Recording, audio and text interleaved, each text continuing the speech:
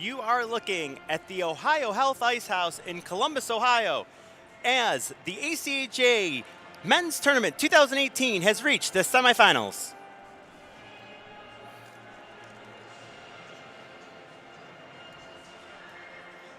Welcome inside here as we are up top now at the Ohio Health Ice House. So happy you could join us here for this game between the Adrian College Bulldogs and the Lindenwood Lions, and we are now in the game that has us going down to the Final Four. And let's go ahead and talk a little bit about this tournament. 20 teams started it. We are now down to the Final Four teams in this tournament. The Adrian College Bulldogs, the Lindenwood Lions, gonna figure it out today. Who's gonna play for the national championship in our first semifinal game? Jay Sewell, let's talk a little bit about those Adrian College Bulldogs. Yeah, the Adrian number 2 is a great college, and they've come in now to the semifinals with an elimination of Stony Brook 4-0. That was a bit of a surprise the way we saw Stony Brook. We thought Stony Brook would give them a heck of a show because they were running around the way we see Adrian run around, and I think Adrian took the page book and put their mark on to the Stony Brook. And then Sunday, yesterday, they eliminated Central Oklahoma. That score was 5-3. It was a much closer match, I think, than that, but you could tell that Adrian, the way they were playing, that they were going to prevail in that. So now they face the number 3 Lindenwood. Players to watch. Adrian, during the regular season, number 14, Rainier Glimpel, he averaged a point a game. Number 18, Kyle Petrosky, 12 goals, 18 assists, 65 penalties in minutes. You love your penalty guys. I love that. Every minute they're on the ice, they're doing something. They're scoring, they're assisting, they're helping their teammate. And then again, that's a penalty per game. And then Austin Rodebush, just a star. He's now 24-0 after winning 2 playoff games here for the season. He has a .959 average. This guy is fun to watch. He stands up and goes. Okay, this is Quinn Kuski here, and he's going to tell us a little bit about the Lindenwood Lions. Go ahead, Quinn. Lindenwood is a slower hockey team, but they're built around their goalie. Cooper Cedot.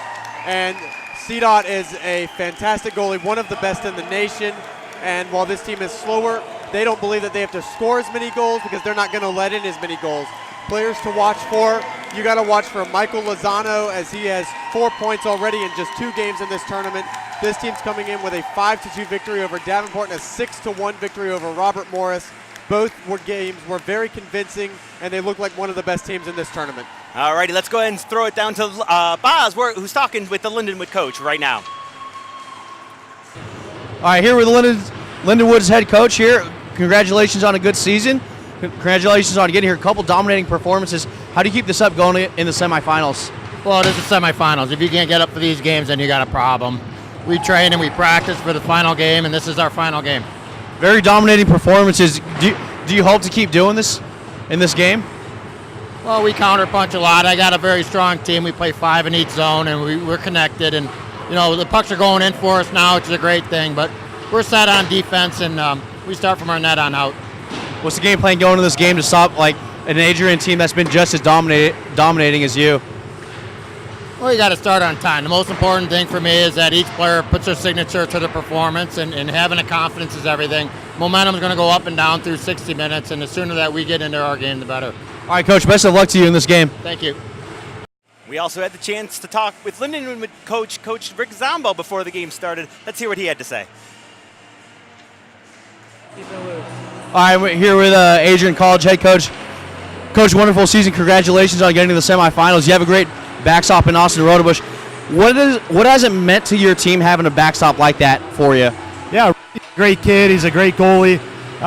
The guys rely on him a bit. He played really well to get us here, so we take a lot of pride in front of him too. So yeah, it's been good to have him in net for sure. A pretty dominant performance so far through the initial game that you've had, and then also last night in the quarterfinals. What's the plan of attack going against a Lindenwood team like you're playing against? Sure, I think we just need us. We need to roll 4 lines, get pucks deep, bang bodies, compete, work in battles. If we play our game, we should be fine. How do you stop a Lindenwood team that's trying to get to the same place that you are? Sure, I mean they're very talented, great coach, hard-working team. It's going to be. When you get down here, the last 4, 8, 12 teams, anyone can win. It just shows up who limits mistakes. It'll be a good game for sure. All right, Gary, best of luck to you. Have a good game. Appreciate it.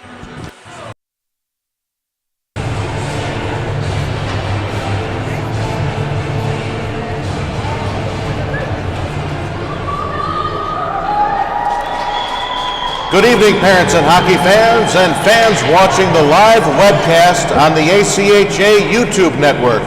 Welcome to the Ohio Health Ice House in Columbus, Ohio, for the 2018 American Collegiate Hockey Association Men's Division I National Championship Tournament, hosted by the Greater Columbus Sports Commission, the Columbus Blue Jackets, and the Ohio Health Chiller Ice Rinks. This is ACHA Public Address Announcer Andy Storrs. National Semifinal game number 1 today features on the visiting bench the number 3 ranked Lindenwood University Lions. And on the home team bench, the number 2 ranked Adrian College Bulldogs. Let's meet the starting lineups for this evening's game. First, on the visiting bench, the Lindenwood Lions. In goal, a freshman from Northville, Michigan, number 30, Cooper Sina. On defense, a senior from Monroe, Wisconsin, number 5, Mitch Reese. On defense, a junior from Highland Ranch, Colorado, number 21, Jake Townsend. At center, a senior from Stockholm, Sweden, number 7, Alex Carlson. At left wing, a junior from Calgary, Alberta, number 18, Cade Owad. And at right wing, a junior from Harrisburg, Pennsylvania, number 4, Jordan Clee. The head coach of the Lions is Rick Zombo. Are Mark Abney and Trey Flesh. And now let's meet the starting lineups for the home team bench, the Adrian Bulldogs. In goal, a senior from Toledo, Ohio, number 56, Austin Rodebush. On defense, a sophomore from Leamington, Ontario, number 4, J.P. Grinnell. On defense, a freshman from Calgary, Alberta, number 25, Dan Stone. At center, a sophomore from Calgary, Alberta, number 14, Rainer Glimple. On left wing, a sophomore from Etobicoke, Ontario, number 16, Marcus Rose. And at right wing, a sophomore from Woodhaven, Michigan, number 19, Dominic Moore. The head coach of the Bulldogs is Gary Hostelos. His assistants are Aaron Bain and Max Gavin. The assistant coach is Ryan Williams. The trainer is Meg Sharp. And the equipment manager is Jason Hickey. Ladies and gentlemen, would you all please rise and all caps and join me, soloist Andy Storrs and organist Gary Lichthart, in the singing and playing of the Star-Spangled Banner.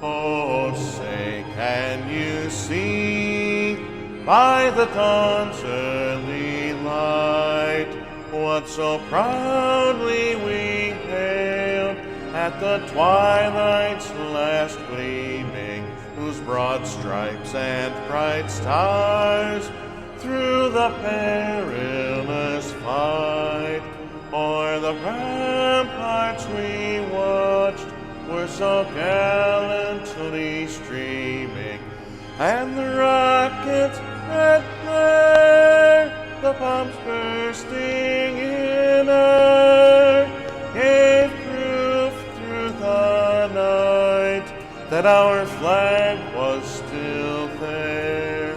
Oh, say does that star-spangled banner yet wave o'er the land of the free and the home of the brave?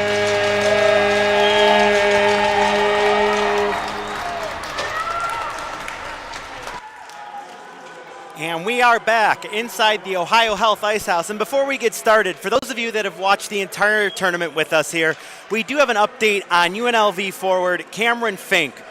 Per head coach Anthony Greener today, Mr. Fink is doing good so far. He is up and limping around, which is a great sign. He sees the orthopedic surgeon tomorrow. He actually took a spill into the left corner there. Real bad looking hip injury, but it's, as we said, good to see him up and limping around. So with that as a backdrop, we are about to get ready for this national championship game as the Bulldogs and the Lions are about to drop the puck here. And as we talked about off the top, CDOT and Roundabush, who have been so good, will get the start for each team.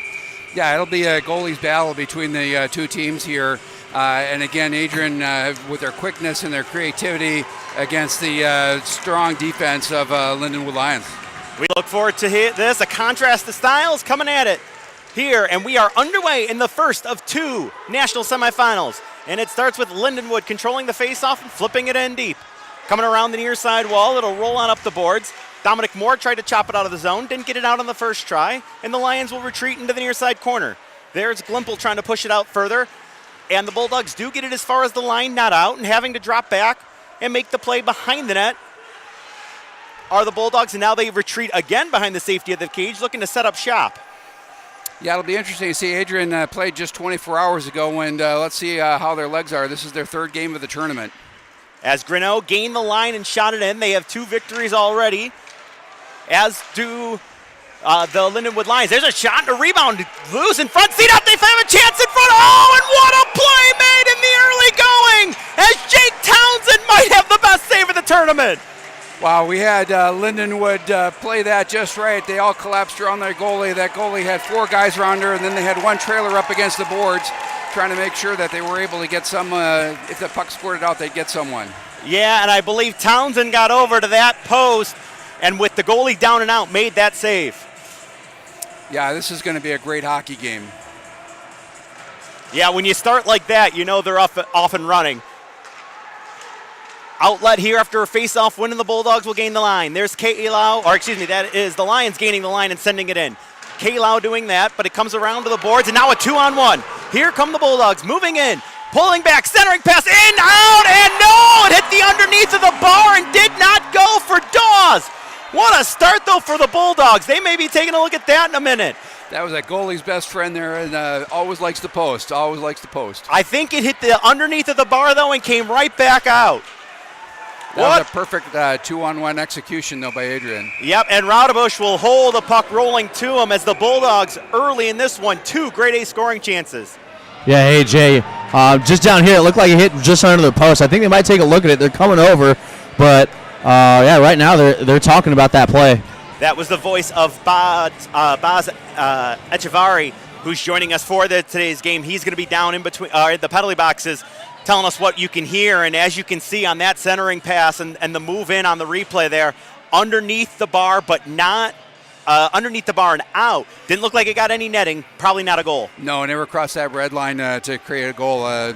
Good work by engineers and a good call on the ice. Yeah, it definitely looked like a goal. I mean, the goal horn did go out. Yeah, you saw the Adrian player who had the opportunity coming around the corner. And he threw the hands in the air. He thought he had scored it. It was number 27, Coburn, and he threw the hands in the air thinking that he had one. Well, it was positioned pretty well as it comes in. You can see he's going to toss it over, and it's going to come right up the slot, and then launch it over the trapper here. Well, they're going to rewind it again. Here we come. Yeah, what a nice setup all of a sudden. And this might be a game where someone wins this game on a mistake. Yeah, great weight to make that first feed. It's a tough angle to see, but it clearly came under the bar and bounced out. It would be very hard to roll up under the bar, and that's what the ref just called. No goal. And that is the guy you'd want on it. So far, Brad Coburn on the year, 38 goals in 31 regular season games played, and his opening chance of this one ends up banging off the bottom of the bar and coming out. We'll have a face-off here to the left of Rodenbush on his blocker side. Oh, I'm sorry, on his catcher side. So with that, the opportunity, we stay locked up at 0. 18:29 to go in the opening period. This is national semifinal, game 1 of 2. Coming up next will be Minot State and Illinois, but a lot to decide here first. I don't think we've seen a right-handed goalie in this tournament. It's true, actually. Interesting note there, and you're going to hear a lot of interesting notes from my partner Jay Sewell. He's very good with the interesting notes and really every information that he gives you. It's tied up 2-a-side, do battle along the near side boards. Works by its way back to the point. There's a drive that hit a leg and ends up caromeling off to the corner. That shot was let go by Brett Bauza. Now the Bulldogs this is their team. system, but they did try to crash the net there, and I think that might be something they're going to have to do here to shake up the goalie here, because Seedoff is a pretty good goalie. He's got very good positioning at all times. You can see when he can't see, he's going to go into his training mode, that drill after drill after drill. Yeah, both of these netminders have just been rock solid all season long, and we are going to probably hear it a little too much, but it's just that's how good these teams are. And this season, Lindenwood has gotten here on the strength of going 19-8 against ranked opponents.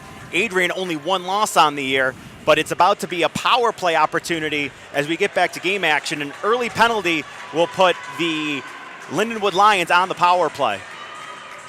Well, that might be the break they need, although I will tell anybody out there viewing or that's in the audience here listening is that first goal doesn't always mean a win in this tournament. No, and also the other thing to be aware of, shorthanded opportunities. We've seen quite a few shorthanded goals kind of right after penalties have been called. So that's something else to watch here, is that you have a lot of opportunity, a lot of open ice. But first, the Lions to the power play. During the regular season, they clipped at 23.3%. So far in this tournament, they are 2 of 13, 15.38%. The Adrian College Bulldogs working at 90% during the regular season, and just about that, 89.9% here in the postseason. Bulldogs start by getting it to the top of the circle, and now we'll shoot it down the rest of the lane as it got by the big defenseman, Apo Nurmanen. Good setup and aggressive penalty kill here by Adrian. They send 1 in, now they're sending 2 in to try and force Linden to come through the neutral zone and take that speed off.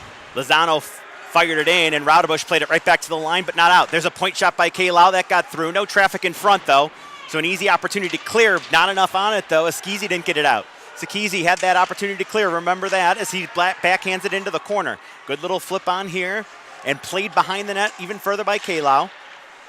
It was Heinzman playing it across. The wink ride feed found its mark, and it comes back over to Heisman in the circle. He'll now move it to the middle of drive, and that was let go by Townsend, and a good opportunity, and a save was made, and a clear down the ice. Seedoff fought that one off. That came in almost crest high, and he had both almost looked like he was going to do some pumping his fist, and he just got it in there, pushed it right out. Well, 30 seconds to go, and he can pump his fist because this man advantage will be over. It's sent in and now fired around the boards by Dan Stone, the defenseman for the Bulldogs, and that's going to get down the ice. There's Fran Tarcangeli in there trying to get involved in the shorthanded role. I promise you I will probably get Fran Tarcangeli wrong at some point today. Hopefully it won't be peanut butter and jelly or anything like that, but it's a mouthful as that's cleared around the near side boards. Does not get out in the final 6 of the man advantage, and that's going to be shot the length. And the Bulldogs are through this early penalty kill. Yeah, exactly. Sometimes the pronunciations. I played on a line that had a gentleman from Yugoslavia that had 13 layers. His back of his jersey just said G+12. I'd buy that jersey. I'm not going to lie to you. As the Bulldogs bring it in, looking to cut to the middle, they do, and diving across, it's in, they score! McLean, I think, got the angle, and it's 1-0 Bulldogs. Now, Rodenbush is looking around. He's gave the stink eye to the referee here. He's wondering why he didn't get an earlier whistle. We'll see if we can see that on replay. Boz, what did it look like from down there? Yeah, it definitely looked like he was asking. I think that's right now what they're talking about. They're here in their circle, and they're having a conference with all the referees. Well, here we got it on replay. He's coming in. The puck, well, he might have swept it in by himself. There's no interference. Oh, no, that's a good goal. Oh, yeah, see, we didn't see the puck because the body was lying in our way. That was a clear cut, no question about it, back of the netter there. Came right up over his left arm and into the back of the net. So the question here is, the referee's going to overturn it because of a goaltender interference potentially, but it's definitely over the goal line. That, not an issue. Well, there was not initial contact, but yes, as the Adrian skater skated by the net, there could be a claim, but Looks like a good goal. Yeah, it's McLean had the first opportunity coming down the left wing side, but it's definitely going to be the player on the backside of that play that's going to redirect it home to make it 1-0 for the Bulldogs if this goal stands. Yeah, the question is going to be is number 5, Austin Naziano, was he interfering as he came across the crease here as before the goal went across the line? Oh, you did bump him. Yep, and that's actually 7 McLean who they're looking at here. Okay, I thought it was number 5. That's a good call. Well, those jerseys, you can never tell from right up here. It is a goal. Yep. So McLean should get the assist on it as the Bulldogs will strike first in this one. Well, again, the ref was well positioned, standing right behind the net. And again, a shout out to these referees in this tournament. Some of these guys are in the Pro Development League, and they've called a great tournament. All 17 games so far, from what I've seen, is the best reffing I've seen in about 5 years. Yeah, it's been very good here, pretty consistent too, and that's really all everybody asks for. They want consistency. If you're going to only call ticky-tack stuff, or if you're only going to call the big stuff, then just call the big stuff. If you're going to be ticky-tack, then be ticky-tack. Well, part of it, too, you probably saw Brett Bowsley. He also shoved the Adrian player into the goaltender. I think that took into account part of the no goaltender interference. Great call by you, Baz, as the puck is now brought in by the Lions, looking to cut in and around, but unable to dash through there was Mitchell, as it's going to be brought back, and now the Bulldogs move it on through. Glimple throws it on, and that's directed away by the netminder CDOT. Into the near side corner it goes. Townsend flips it high, and it's going to be brought back by Mitchell. Mitchell will fire it in over the line. He got dumped hard for his trouble. It caroms around the kick plate to Zagradny. He pushes it further, and Glimple plays it back around to the near side corner. Our late change here by the Lions as Lozano will jump out. Good steal there by the defenseman Reese, and it ends up rolling back into the Adrian end. Yeah, the Lindenwood Lions, or Lindenwood have to stop watching the puck. If you watch the players, they're following the puck, and they never realized they had a sleeper stink behind them in the neutral zone. And even when they're up against the boards, Lindenwood was smart enough to find some soft ice behind. They didn't get a pass to them, but they've got to start getting their heads on the swivel. Yes, now we're going to get a foot race here back up ice as the Bulldogs' number 21, Mike Finger, goes in awkwardly against Reese. No harm, no foul there, and we play on as the Lions are able to take control. Heinzman will swing it on back. Wrapping his cage will be Townsend. You'll hear that name a lot, along with Nerman, and those guys play a ton of minutes defensively for the Lions. Heinzman tries to fight through. He pushed down his check, but couldn't catch up to the puck as Coburn looks to carry it out for the Bulldogs. Coburn sends it up the right wing side.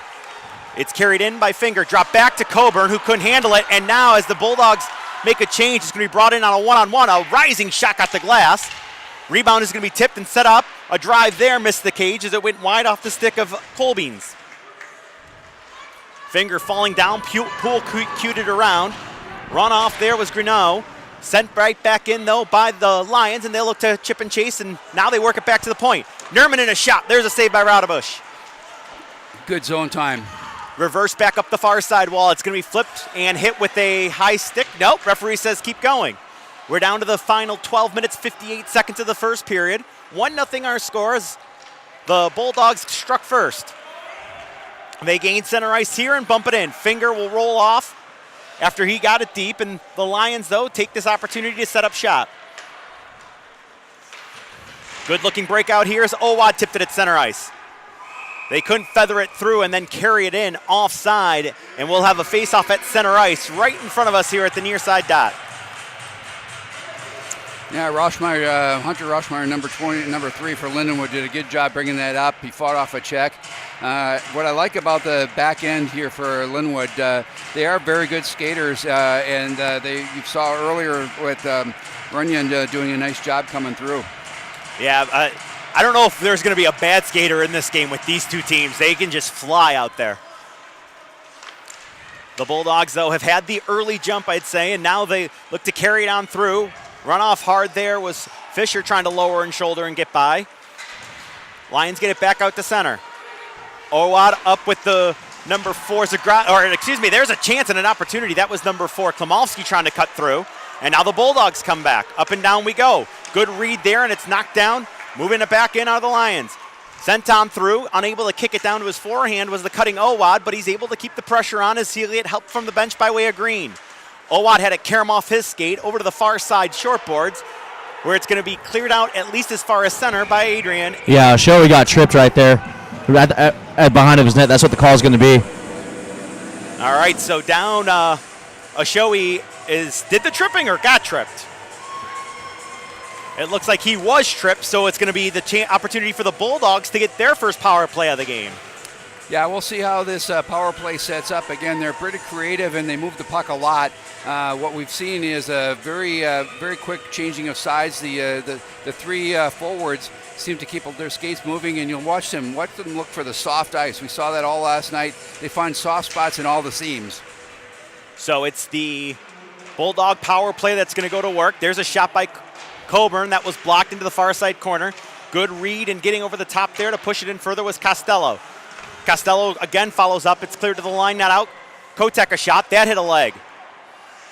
Early on, Bulldogs looking to get some shots towards the net on this power play. Now they send it through the lip of the crease. That didn't connect, and it bounced right into the glove of the netminder Cooper Cdot, and he will hold for a face-off just 26 seconds into this man advantage. Yeah, you saw a little bit of hesitation again by Adrian, and the Bulldogs were trying to set up their system, but the Lions, again, defensively, they're also strong. They did not let them get set up in their four posts and have the forwards start crisscrossing and going behind. Good job by so far by the Lindenwood Lions to keep them out of their system. Well, the Lions did kill 91% of the penalties that they had to kill off during the regular season. So this is a very good group of penalty killers. In addition to that, in this tournament, they're a hair under 89%. So they've stayed consistently on that. Raudebusch played the puck all the way up as the Bulldogs get possession while making a change. They send it across, and a bouncing puck got kicked away at the last minute. As streaking down the middle of the ice was Glimpel.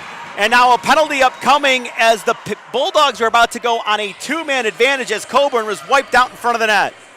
Yeah, lost his helmet. He's checking if he's got all of his chiclets in his nose there, and I think we're okay there. But he's got his hands coming up to his face. Yeah, he's trying to make sure that his teeth aren't wiggling too much. And again, we have they're all wearing cages here in college, but once that cage is removed, that ice is very hard. Absolutely, and as a result, a 5-on-3 advantage for the Bulldogs coming up. They have a minute and 5. Yeah, a minute and 5 on it. This penalty is going to come at exactly the 9-minute mark of period number 1. Big moment early in this hockey game. Yeah, the man who lives a life of danger. That would be the Lindenwood Lions right here. Offensive zone face-off following the penalty. Glimpel pulls it back to the boards. They send it across as Hoskins. He had 2 goals earlier in this tournament in a game. Ochoa straight away on the ACHA logo. Hands it off onto the right wing side. Banging his stick, looking for it back, and it does come to Ochoa. Straight on, again to the right wing side. Quick little change-up shot, saving the rebound, side of the net. Ends up hitting the net, and will play on as the Bulldogs are able to get control. Ochoa dragged to the middle, now sauces it off down low. 38 to go in the two-man advantage. Played back up high. Ochoa walking the line. Sends one through. It's deflected away. Rebound, a shot. Oh, what a stop there as Cdot got a shoulder on it. And it'll go out of play with just 30 to go in the two-man advantage. Staying in that triangle, very disciplined team, well-coached team.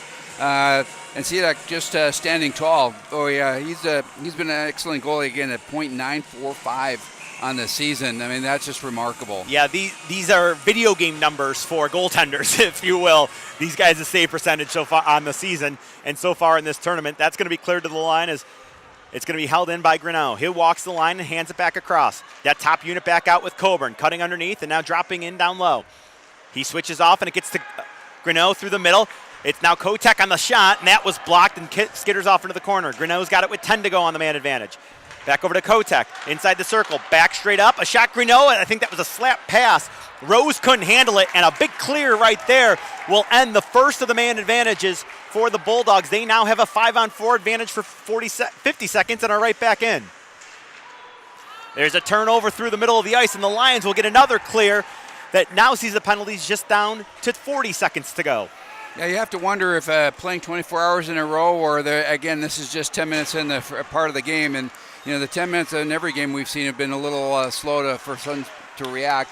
But this is not the same penalty power play unit type of activity that we saw last night. They were much more creative than they are right now. They're just holding to a system of a 4-box. Yeah, as they send one through the crease, 4 guys were all below the circle there, and they work it back up to Oshowey. 13 to go on the man advantage. Oshowey sends it across. There's a shot. Save was made, and the referee, who was on the wrong side of the play, didn't realize that it had fallen back to the ice, and as a result, we will get a whistle and a face-off upcoming. Yeah, you could say it was a quick whistle, but from his vantage point, again, there's no way for him to see that puck. And again, in the interest of protecting these players, again, these kids are in college. Their next level activity most likely isn't going into the pro ranks unless they get into something like the ECHL or something like that for a tryout. But this is the highest caliber that you're going to see in ACHA D1.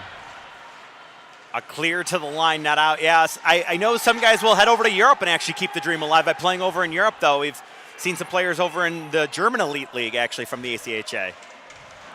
The power play has now expired. As it continues, the pressure continues for the Bulldogs. They get it back to the point. Greneau sends it wide. Striding into one, a shot save, and CDOT's got that one as that was let go by Dan Stone. As Adrian, though, they're doing a great job in the early going, just constantly putting pucks towards the net.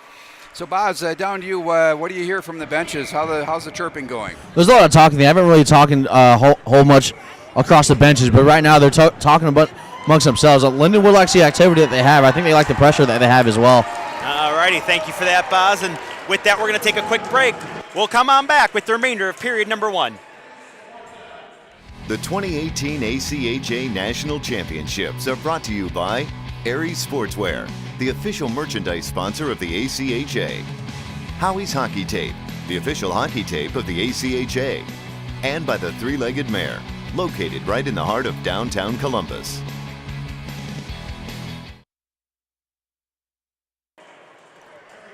Welcome back inside the Ohio Health Ice House and the 2018 ACHA Men's National Championship semifinal game 1. You're watching it on the ACHA YouTube network.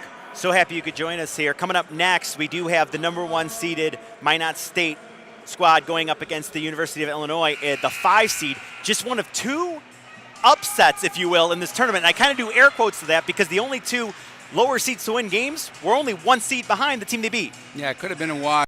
Number 8 and 9 played, and number 9 prevailed. The Fighting Illini, the 5 seed beat 4 seeded the Ohio Bobcats. So real close here in this tournament. The computer rankings for a lot of the moaning and groaning ended up being pretty right on in this tournament. Puck is cleared on down the ice as the Bulldogs gain control in their own end. Good forecheck being applied by Colbeans as he's racing around the ice. Puck bounced at center as Perkowski played it for a moment, and diving in and pushing it further there was Justin Fisher. It comes over to the near side boards. Adrian still in control. They lead 1-0 and have had probably the better of the scoring chances. A play to Fisher and another great stop by C-Dot. Another one, and Fisher put that one over the cage. Yeah, that was wide open far post side Fisher. He just had to get that puck a little bit up. Stone tips it. That was the voice of Boz. Thanks, Boz. Down in between the ice, in between the benches. He's not in between the ice. That would be very uncomfortable. He's in between the benches, keeping us informed of what's going on ice level. Yeah, getting a little chippy down here, too, as Perkowski gave a shove to a Lindenwood player. I believe that was Victor Lombardi, who was coming off a little cross-check as he was coming off the ice. Yeah, Lombardi actually mixed it up against the Robert Morris player at the end of their last game. So he's no stranger to the physical stuff. Yeah, we saw that in some of these games, this adventure just getting off the ice or onto the ice. You're getting poked, you're getting a little stick jab, and it's animosity builds pretty quickly, especially as close as these 2 teams are, number 2 and number 3 in the ranking. Yep, look at that drag through, but unable to finish the move was McLean, who had the opportunity. He got the assist on the first goal, which we'll get all the updated stats for you at the intermission, let you know who cashed in on it. Meanwhile, the Lions, Lozano sends it in. There's a shot, and that got the glass off the stick of a Lion forward. Well, I do say that so far, Lindenwood Lions have done a good job of keeping people coming up the center of the ice. They've been keeping all the shots from the outside when they can. That's true. As a shot by Glimple got the backboards, but again, from an angle, not really through the middle of the ice, which is kind of where you want to create your opportunities. Lindenwood did a lot of that in their first 2 games, so keep an eye out on that going forward. Meanwhile, Glimple, full speed ahead, moving in the right wing side, tries to lower the shoulder and get in. He's knocked down. Referee shaking his head, absolutely saying, nope, that's not a call. You're not getting that tonight. And then I'll hook back the other way, and he lets it go on the other end. So He's pretty consistent on that one right there as it's rolled over the line. Yeah, both teams not happy about that call, but you let one go, you don't let the other one go. Yeah, and it was basically the same exact play nearly. So, again, consistency. There's a shot on by the Bulldogs, and a save's going to be made. It's played to onto the net, and it'll be held there by the netminder, Cooper CDOT. Again, shots from the perimeter. You got to take those shots. I like the fact that they're putting as many pucks on net. But, again, you got to give it to Lindenwood Lions, keeping them out in the perimeter and not letting them come up through downtown. An offensive zone face-off will give the Bulldogs an opportunity to get the offense going here. Kicked out of the draw is going to be Joe Costello. So settling in instead will be Brad Coburn. But the Lions are able to come away with it. Big face-off win in the defensive zone. I believe that was Carlson doing that. And then a play that was offside is just unable to get that back leg on the blue line was Jordan Klimowski. Well, that's also a good call, too. It was, the player bringing the puck in, he was over the line and lost control of the puck. So I think rightly called by the linesman. It's remarkable how often they get those calls right, isn't it, Boz? Often than not. I think replay also helps out with confirming a lot of the refs' calls are good. Very true, very true. There's a shot in by Wilk, and that's going to be saved by Rodebush, and he'll just leave it for Greneau behind the cage. JP Greneau protects well, moves on through, and pushes the puck out to center ice. Owad tipped it back in, but Greneau was the first man back to it. He'll go rink wide D to D, and quickly over the line is the Bulldog forward Finger. Played through, and that's going to squirt through to the near side corner. Bulldogs right back on it. Boy, their puck retrieval's fantastic. Coburn just soccered a stick that came rolling at him out of the way. And when he dropped it coming off the ice and saw it kicked, it was like, I'll just come off. Yeah, sometimes instead of getting that fresh skate, just getting a fresh skater instead of the fresh stick is a better option. Greneau plays it ahead. Finger drops it on back. Just a little chip off the boards there by Stone. Nobody really home for it, and the Lions will use this opportunity to load up. Lozano 1-on-5. No way you're going to dart through, and that ends up going, and it's going to be touched by a high stick as Townsend will get a stick on it. But a 1-on-5 foray over the blue line usually is not going to end up successful against this Bulldog team. No, and both teams have been doing a very, very good job of playing all three sections of the ice. We just saw that. We just ticked off almost a minute of a complete play in the neutral zone. So no one's giving any quarter. They're not gonna back off and let you come through full speed to the neutral zone where everyone's getting challenged in middle ice. Offensive zone face-off here, though, for Adrian. It's won by Lindenwood, and they're going to play it around the bottom of the kick plate here. That was Colbean that was over by the boards. It ends up getting shot back in. Townsend now plays it around the bottom of the kick plate again. And it'll get pushed below the goal line where it's flipped up further by Reese. Didn't realize, Colbeans, I should say, didn't realize that it was in his feet. That's going to allow the Bulldogs to once again gain possession of it. Trying to cut through, nearly able to do so there was Donaldson, but the Bulldogs again get it down below the goal line. Yeah, as most hockey players know, when it gets into your feet, if you can't kick it up the first time, just don't look down. Nifty little move there. Could be a 2-on-1. It ends up being a 2-on-2. Move to the middle and a shot, and I don't know if all of that was gotten by Colbeans, who will actually peel off on a change afterwards. And Townsend will come back and get it. We said he'd see a lot of ice time tonight. Probably seems like he's been out there the half of this first period, as that's going to be chipped towards Rodebush, and he'll put it on a tee for McKinnon. Yeah, Townsend's a good skater, and that's what you need on that back end. Good swinging centering pass there was made by Franz Arcangeli, and McLean had it for a moment. It was chipped by him and moved on to the line and out. Ashoe couldn't hold the line. A big hit was thrown back behind the play by number 10 in black, Nick Green. Yeah, I think Green took most of it. It was McLean coming over, got his shoulder right under his chin. Lucky he's still on the ice. Well, Cooper McLean, 6'4", Farmington Hills native. He's a big boy there, so if you're gonna hit him, you better be sure you really hit him. Winding and firing, that hit a body in front, and the aforementioned Green will bring it back. CDOT had a hard time seeing that. He wasn't going to stop that puck. Was completely screened off. Now, the Lions do that a lot. They will sometimes block the goaltender, but they are so good blocking shots as there's a turnover at center. We've seen it a lot in their first two games, and the Lions look to get back on the offensive. As number 16, Colbeans. He made a check, couldn't get to the puck, though. Nurmanen tried to hold the line. It's flipped by him, and a race back, and it's all backhand pass to Austin Wilk. Wilk with a lead feed. 3 Lions come over the red line, and they'll shovel it in. It didn't get deep as it's turned over, and Greneau has it now. Played on over with a little room. Dan Stone makes a move, gains the red line, He'll just backhand it around. It didn't get deep, though, and on second effort, the Bulldogs now get it into the far side corner. Very little pause in this game unless there's a icing or a free, a little scrum in front of the goalie. There's a backhand send in, and peeling off on that play was number 21, Jake Townsend, and the Bulldogs set up behind their net. That is Dan Stone waiting. He's got Coburn and Finger coming back and turning. And now Stone will bring it out. Smooth play, gets it to the blue line and in. It was touched by Finger, so no icing here. Long lead feed, found its mark to Kalau. Kalau with a lead on the left wing side. Pass back to him, got deflected away, but he's able to peel off and get it. Now he's got Townsend right back out there. Faked the shot and put it in further. Lozano couldn't catch up with it. It was lost in the skates of the forward Finger, but he's able to do a nice job getting back to it. Now the Bulldogs just chop at the center. Long outlet there as Reese was able to come down with it. Right back in comes Lozano, cutting to the middle, a shot that was blocked off. Good play there as Lindenwood's Lozano looked to get to the middle. It's brought back with speed now. Stone feathered it on through, and that was deflected away as the solid Lindenwood defense continues to keep everything away from the middle of the ice. Yeah, we're competing for every spot on the ice right now. Both teams don't want to give up, and it's a very high tempo, back and forth, back and forth. Townsend behind his cage will set up shop there into the final 1:35 of the period. 1-0 Bulldogs on top. Lead feed, touch to center ice.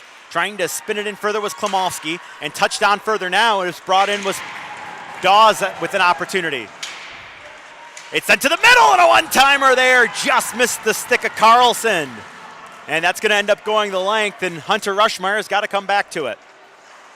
As a well set up and executed play there by Lindenwood Lions, just fanned on the shot. That's gloved down by Bauza. It's played ahead and spun in by the by the Lions. Bulldogs have to retreat to it. You hear Andy Storrs tell us 1 minute to go in the period. McLean gains the line and he'll fire it around. That's deflected and slowed up by the netminder CDOT. Cleared right back down. No icing as it was touched on. Is following up his play as Colbeans. He's been active in this first period. That was Dawes on the offensive foray and a little poke check. McKinnon has it back in the near side corner. McKinnon looks to stretch it on through the middle of the ice. Good read there by Wilk to knife that down. And it's an onside play. Both players, though, had moved in, and Dawes' drop pass was intercepted. Frantar Congelli takes the hit, but he dumps it in deep. Look at Cooper CDOT firing it up ice. It topped by two Lions and ended up right on the Bulldogs, taking a kind of a bad break into the final 15 of the period. Winding up with speed, Oshoi over the line, outside rim of the circle.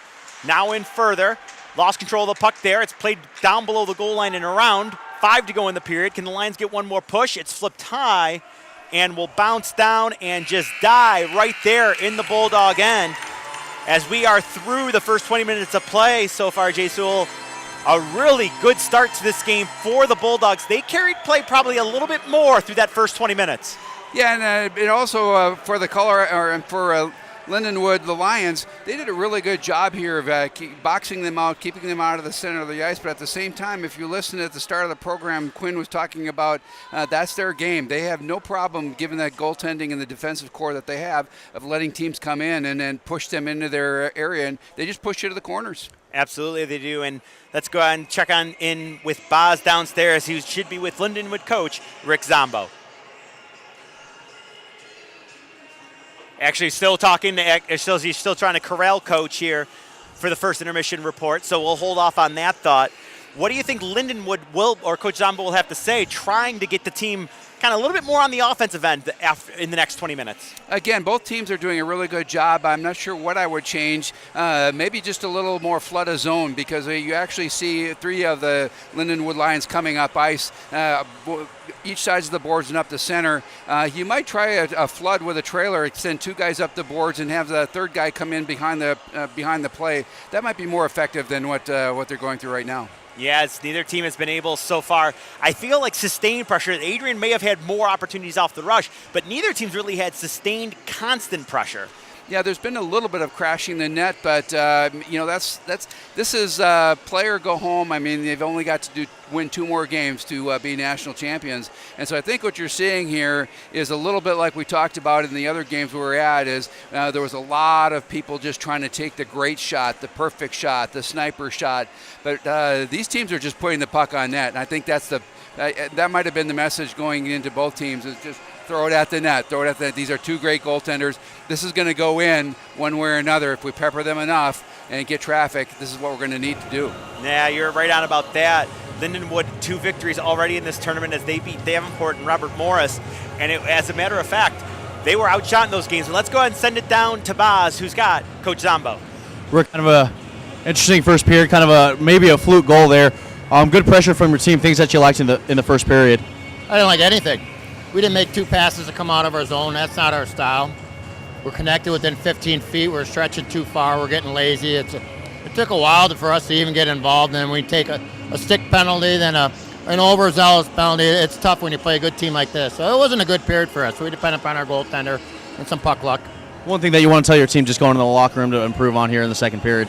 Well, we got to breathe. I mean, we got to live the moment. You know, that team wants it as bad as we do, but it's a matter of execution. It's all about focus. And, you know, when I said earlier that we got to put a signature on the game, we didn't play the way that Lindenwood's used to playing, and we're a consistent team. But also, we've been down before. We know it's a 60-minute game. We're actually fortunate to only be down 1.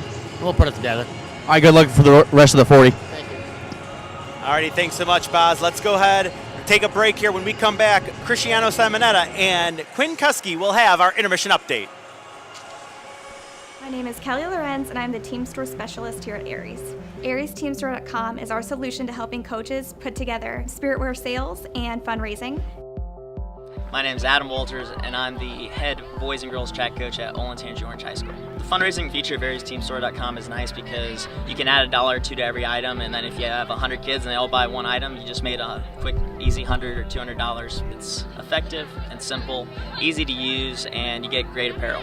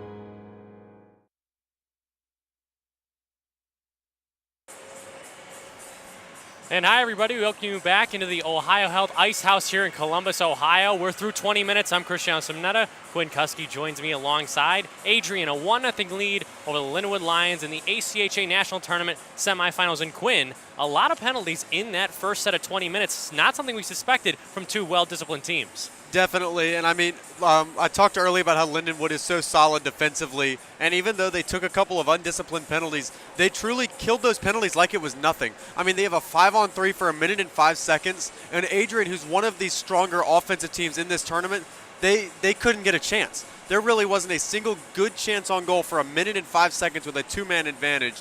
And then both power plays, the 5-on-4s right before and right after the 5-on-3, and neither one of those turned into anything either. And that just shows how strong Lindenwood can be defensively. If they can keep it to 5-on-5, I'll be surprised if they don't even this game up in the second period. Of course, Lindenwood playing in the CSCHL, their division. Adrian playing, of course. Throughout this hockey game, though, it's been a bit of a back and forth in terms of neutral zone play, but Adrian has to be the better team through the middle area of the ice. What did you see, especially from defense to forwards going through that middle area? Both teams are very stifling in the neutral zone. The score is 1-0, and that really shows the two teams' strength in that neutral territory. Neither team can get into the offensive end, so neither team's getting a lot of shots on goal. And both teams have a very strong netminder, and you can truly see it when you watch these two teams play. 1-0 through 20 minutes. Let's get a bold prediction here. They'll come back to us in just a couple minutes to break down that first goal, how it happened. But what's going to happen in this middle frame that perhaps we didn't see in the first set? I think both teams are going to work hard. Neither team's going to take very many penalties, and we might see a bit more scoring as the teams stay 5-on-5. Does Rick Zombo maybe change up his lines for the Lindenwood Lions, knowing that he hasn't got too much offensive production? 14 shots for Adrian in that period, 8 for Lindenwood. I think if you're Lindenwood, leave it the way it is. Right now, Lindenwood is playing a much more physical game. They're really knocking around Adrian fairly easily, and that will wear down on Adrian as the game goes on. And you'll notice that especially later in the second and early third period, Adrian's going to start getting tired. All right, we're going to send it to commercial break really quick. He's Quinn Kuski. I'm Cristiano Simnetta. Adrian up 1-0 against Lindenwood after 20 minutes.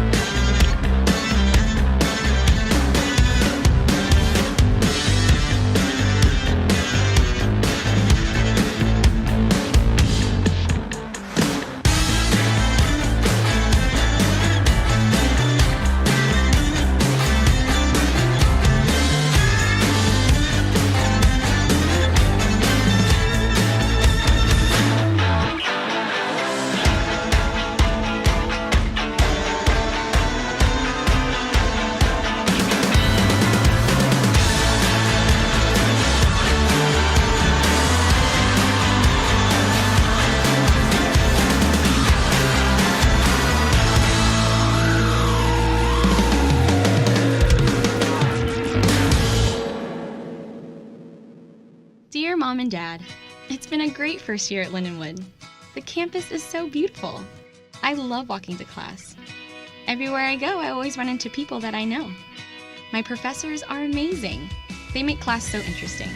I'm getting so much hands-on experience. On the weekends, my friends and I are always at the games. I'm making some pretty wonderful memories here, and I'm happy I chose Lindenwood. It's like no other.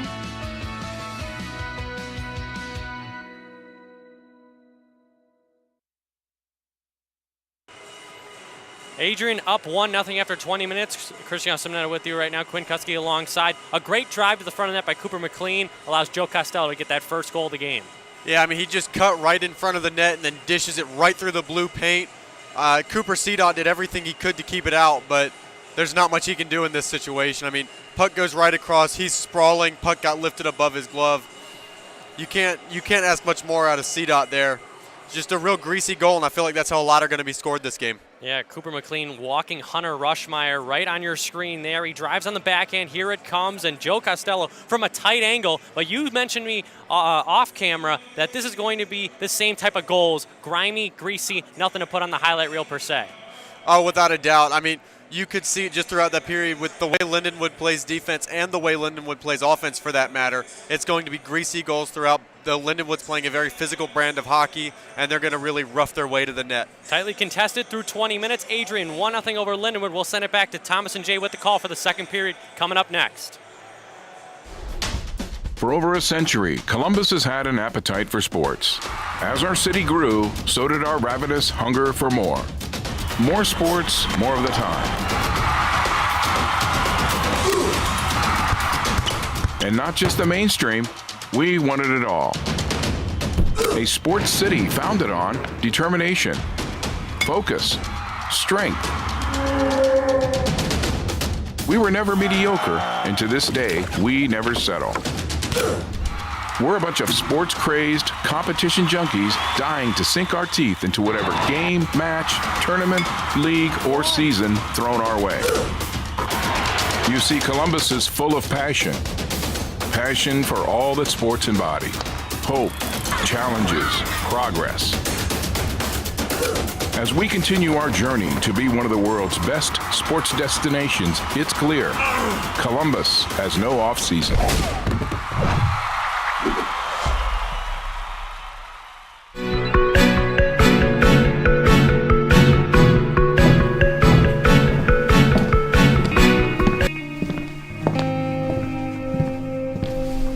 It's the feeling you get when it all rushes back.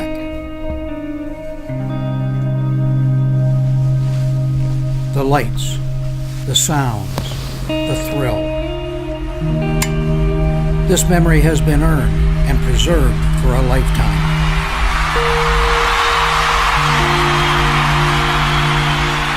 Every ring has its story.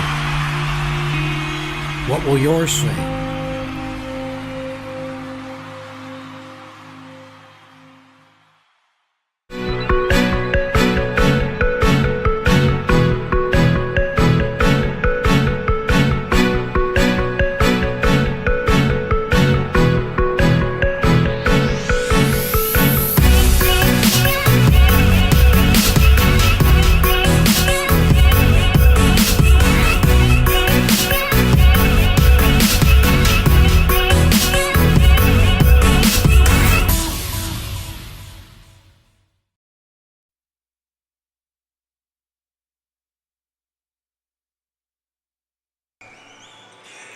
Welcome back inside the Ohio Health Ice House here as it's national semifinal game 1 of the ACHA tournament on the ACHA YouTube network. 1-0 our score, Jay Sewell, through the first 20 minutes of play. What do you think the coach's message were down in the locker room were? Well, we heard the interview with the Lindenwood coach, and I put some glasses on him, and he could have been Tortorelli. Yeah, I tell you, he's in the right city for that, too. He's in the right city here in Columbus, and he just said, we're not playing Lindenwood hockey, and that's what he wants to see. He says we need to get 2 passes to get out of the zone or more, and so we'll see if that message came through. And Adrian, just let's play our game. We're up 1, but we're playing a very good hockey team. So I think the messages are for Adrian. Just they've got to get back to the speed game that's made them so successful to get into this tournament. And again, during the intermission, you heard the confidence that Lindenwood does have in that back end between their goalie and between their back end. They killed off 5-on-3, as our colleague Quinn said, with ease. It didn't even look like they were working hard. And again, that's a remarkable testament to the way this team is coached from the back out. So recapping that first period, though, the goal, as the gentleman might have mentioned, it's Costello's second of the playoffs, 3rd point. McLean got his 2nd assist of the playoffs. The time of that goal was 4:31. And as you mentioned, there was the big, about 1:05 of power play time that they were unable to cash in on, where the Bulldogs really could have put the kind of stepped on the throat early and were unable to. Yeah, 5-on-3, and they weren't able to capitalize at all. Let's see what happens here in period number 2 as it gets out to center ice, and the Lions now are going to shoot it right back in. Lindenwood in the black jerseys with the gold trim. Adrian in the mostly gold jerseys with the black and white trim. And an early offside. Yep, I believe it was an offside here, so we'll face it off again at center ice. Yeah, it was a bit of a late whistle on offside. No, good thing nobody hammered each other. Get that ire up early. Well, it was basically the Lindenwood players just weren't getting out of the zone after the ref just screaming offside. It's pretty loud down here, pretty hard to hear what's going on and what's being said. So you're buying that they might not have heard what they said? Oh, I'm definitely buying it. All right. There's a drive by Grinnell, and that one's going to end up out of play. Looked like he got all of that one, but it ends up sailing up into the mesh netting. And a whistle and a face-off coming 30 seconds into period number 2. Yeah, it definitely got deflected off the stick of a Lindenwood player in front. That's usually been happening in this game. Lindenwood pretty good at doing that. Yeah, both teams actually really good shot blocking teams. But as I've seen both of through the first 2 games that Lindenwood's played, team block shots, they're fantastic at it. Yeah, Sidak is also just standing tall. He's playing up to his average here in this game. Puck played around to the line, and it will get back out to center ice. Fired in and actually redirected in as taking a hit at center and just dealing with it was Coburn as he got leveled and just looked down at the player that fell down after he hit him. That's wired right back in, and check that it was 27 McKinnon, the big player out there at 6'5" from Rossland, British Columbia. His team will now work on the offensive. The aforementioned McKinnon sends it across, and Kotek let the shot go, and a nice save there, and pretty easy save was made. And now a little how you doing after the whistle. Yeah, Tony Heinzman, you got tangled up with a player, and they're chirping right now, but they just got tied up, and Heinzman the better and lifting the stick. I think he's having a conversation with Stout right now, one of the referees.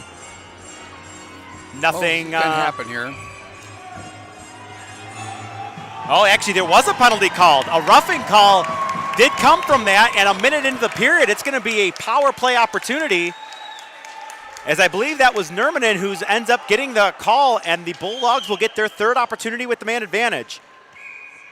Yeah, that was pretty late. There was no indication on the ice at all, and while all the players are already changing and it was already on the bench, they pulled him off the bench and redirected him into the penalty box to have 2 minutes of shame. So, well, he hopes 2 minutes. Let's put it that way, at least. Yeah. Greneau peels it off onto the wing.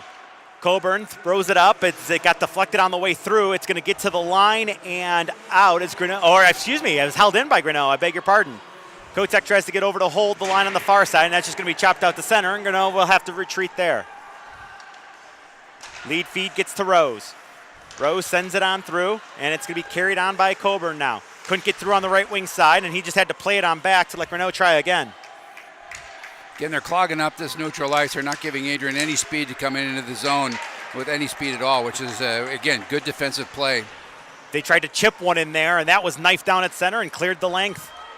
Now the Bulldogs will look to see if they can get in and off the rush. Kotek tries to get wide. He will, avoids a check.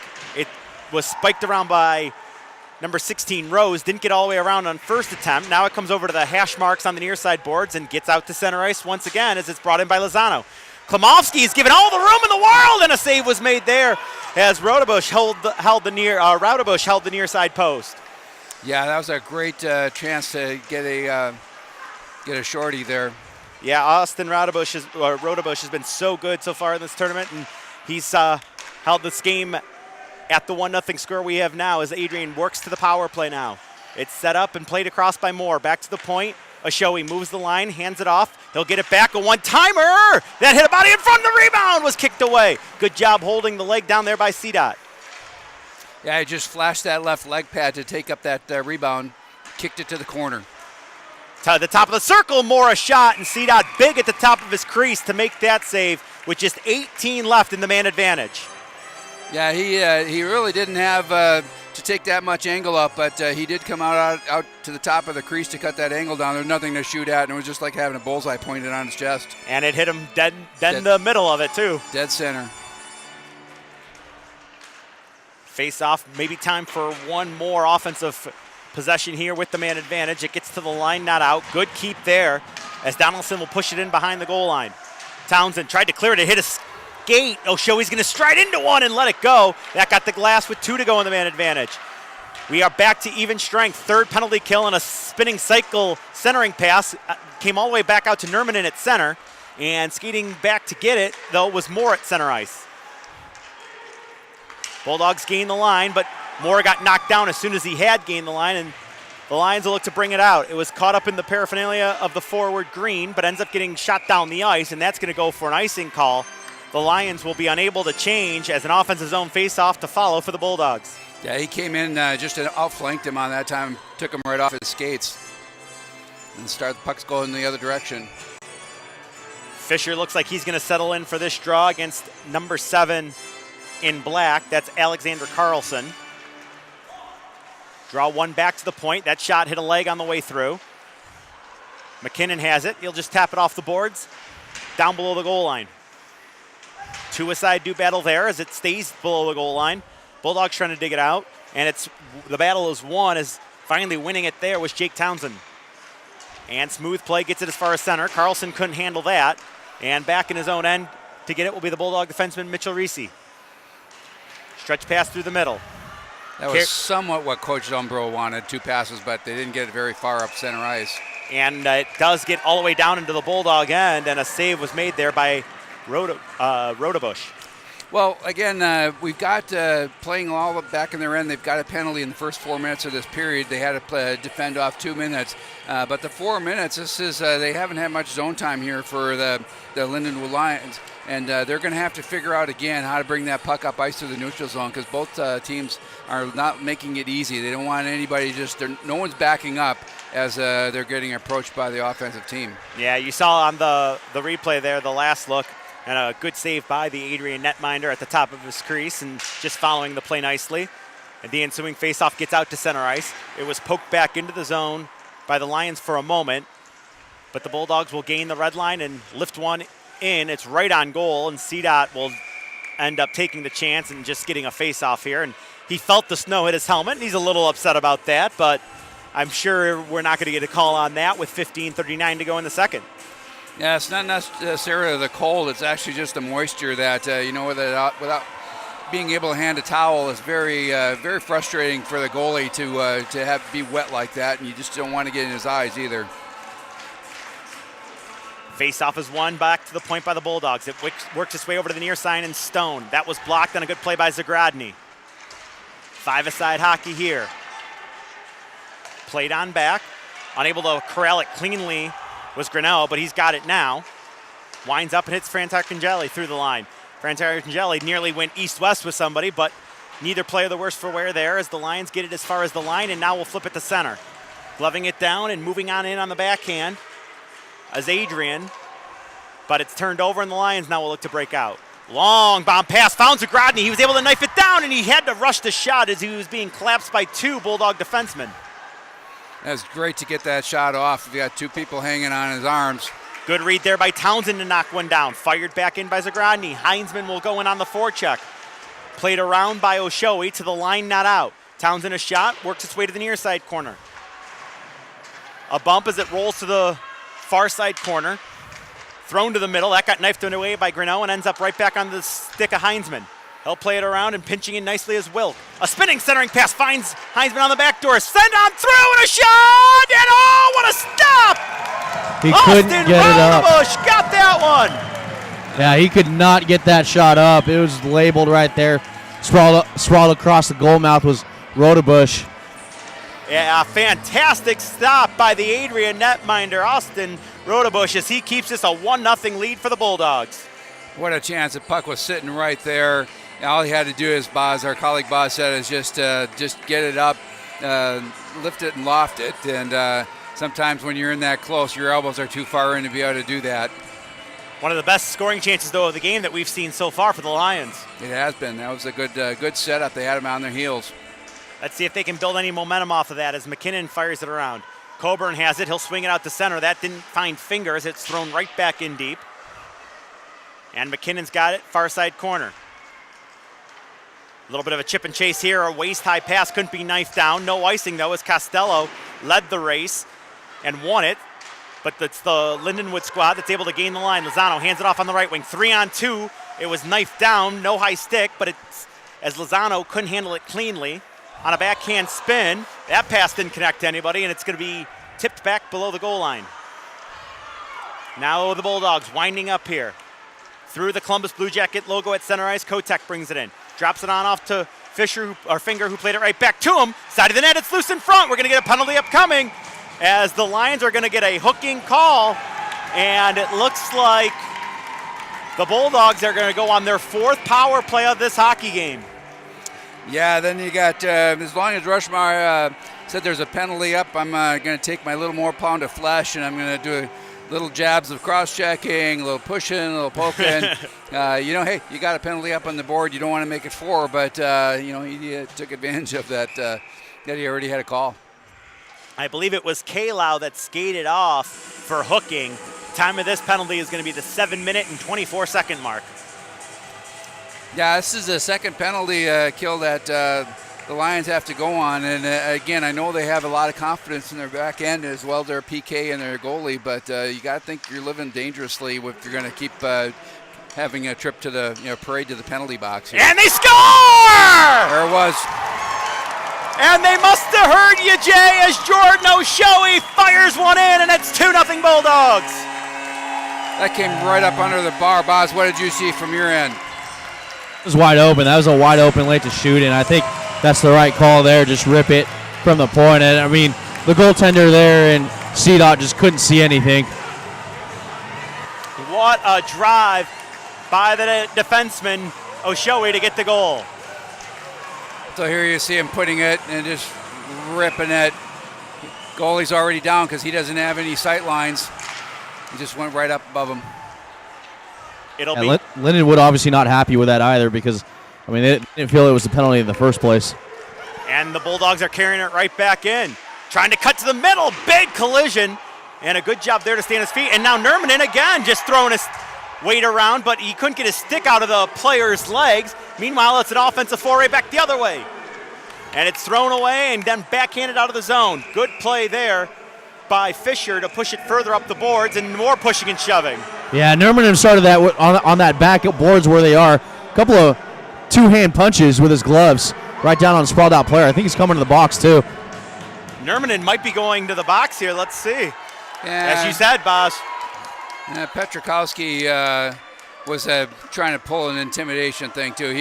There's no reason he has to skate all the way back to the goalie and walk around in between four Lindenwood Live players. He's actually trying to figure out if he could draw something. They moved the face-off all the way down back into the Adrian end. They have nothing up on the board yet. And there's 5 aside each way, so no one here in the box, but a lot of chirping going on. Well, that you knew it would start eventually. Animosity in a big game will usually spike at some point, and it's starting to spike here. Franz Arcangeli fanned on that outlet pass. That's going to allow Mitchell to bring it in. A rising shot was over the net. And it's played around. It'll get to the line, but it will be held there by Townsend. He'll fire it back in. A bouncing puck going to be controlled and knifed down by Zagradny. Tapped off the boards, and a high clear by the Bulldogs is going to end up rolling back in. Reese has to chase it back. He got bumped for his trouble, but was able to play it on further to Townsend. Little spinorama play and a big hit there, and awkwardly was knocked down was Dawes. He's up though, and Adrian really starting to look to get the body laid on as skating off very slowly is number 23, Zach Mitchell, after that last bump. And the Bulldogs now fire it in. It's going to be delayed offside, so they have to peel off. CDOT will tee it up, and he'll roll it on ahead. Yeah, Mitchell's going in for repairs right now. He just ducked into the tunnel. Yeah, this is where people are starting to trade numbers on the bench as to who hit who and who to look for. And they're getting their retribution. The big guys are trying to make sure that they let each side know. Both teams are trying to lay the body with their big guys. Rose flipped one to the middle, and a great chance by Moore. But a good stop by CDOT to keep this a one-goal game. I'm not sure, but it looked like it hit his chest and then went off the post and out. Although I didn't hear the traditional ring of the post. I missed that up here if it did, but still, no matter how you cut it, a really good opportunity for the Bulldogs. The Lions try to get it in deep. Klimowski was unable to, and turning at center is Rushmeyer. And another penalty's coming up here to Lindenwood as Rushmeyer had control, and it's going to be a penalty to the Lions. A slashing call upcoming, and the Bulldogs, who are 1 for 4 on the man advantage, are going to go to their 5th power play before we've hit the halfway point of this hockey game. Yeah, this is not going to make their coach happy. This is not exactly the way they wanted to play the second period. They wanted to build some tempo, and they wanted to be able to play, as they said, Lindenwood hockey, coming up strong up the ice, multiple passes back and forth to keep Adrian backing up, but Adrian's just not backing up at all here. And the Bulldogs continue to press, and they've earned the man advantage as a result. There's a throw on by Grinnell. That hit a Lindenwood leg in front. I believe Wilk blocked that one off into the corner. Now Wilk will go to defensive work here on Coburn. Down goes Coburn, and Wilk just cleared it away. And Coburn looking for a penalty there. I get the feeling the refs aren't going to be giving a lot of penalties here to the Bulldogs for the next couple of minutes. No, that's again, they don't really have a hash system that gave you 5, so I got to start making it up. It's really the play on the ice dictates it. But again, these refs they've called the right plays. Oh, what a mistake! CDOT tried to clear it. It got knifed down and into the net, and it's a 3-0 Bulldog lead. Wow, that's an unfortunate mistake. I'm not sure I've seen that much something like that. Again, gripping the stick pretty tight. I believe Rose was the first through the handshake line, so he should get the goal. CDOT, we've seen it a lot in the first 2 games, an active netminder to play the puck. He wanted to get the clear down the ice, and it was just knifed down and right into the net. Yeah, they're looking at this one right now. See if it was hit with a high stick. Is that probably going to be the issue? That's what it looks like. They're looking for a high stick on that goal. Yeah, we'll see what if we can rewind here. But, yeah, we can't tell from up here, again, from our vantage point, if it was above. It was, knocked down out of the air. So, again, that'll be hard. That might get overturned. That did from that angle. But it's got to be on the ice. It's got to be, they have to see something here because the call on the ice was a goal to overturn it. Yeah, we'll see if we can pull up the right camera angle. In the meantime, as we said, they're living life dangerously. Oh, that looks like on a review, yeah, that definitely did look like it might be a high stick there. Looked pretty high. It depends. Again, I can't see from here if he hit it with his blade or if he hit it somewhere lower on the stick. If he hit it with his blade, it does look like it's pretty high. Let's see if we can slow it down here. Okay, he tries to do the clear, and he just bats it down. Again, the call on the ice was a goal, but again, I think the ref was looking at the net, not necessarily where the stick was, so he's going to rely on the replay or the back judge, the 2 people in the back. The 2 linesmen, we'll see what they call here. Yeah, this is going to be interesting to see what the official call is one more time. Thrown up the middle. Boy, what hand-eye coordination, whether it's a goal or not, by Rose, to be able to knock that puck out of midair and right into the net. I think that people that don't know the game when they actually see hockey players play, I chatted with a cab driver today on the way to the arena here. We were talking about the game, and he says he's never seen anything that fast. He says, football's rough, he said, but this is really rough, and the fact that there's probably not a player who can football player who can skate. The fact that these guys, the eye-hand coordination, and he did talk about the tips. Well, and the thing that you see on that side view, though, you don't see the stick. You see the arc of the puck as it's coming up, and it is rising quickly. Now, I don't know, on that quick view, that looked like it might. That looked like good. Yeah, it didn't look like it was very high, but it's all about the angles if we can catch it. And again, has to be undisputable by the referees to make this call. So we'll see what they see and how they interpret how this action went. It looks like the referees are actually still in the box there looking at it. Have you been able to catch a replay there, Boz? Yeah, I'm actually looking at exactly what they're at. I think they're gauging where that stick is right now currently.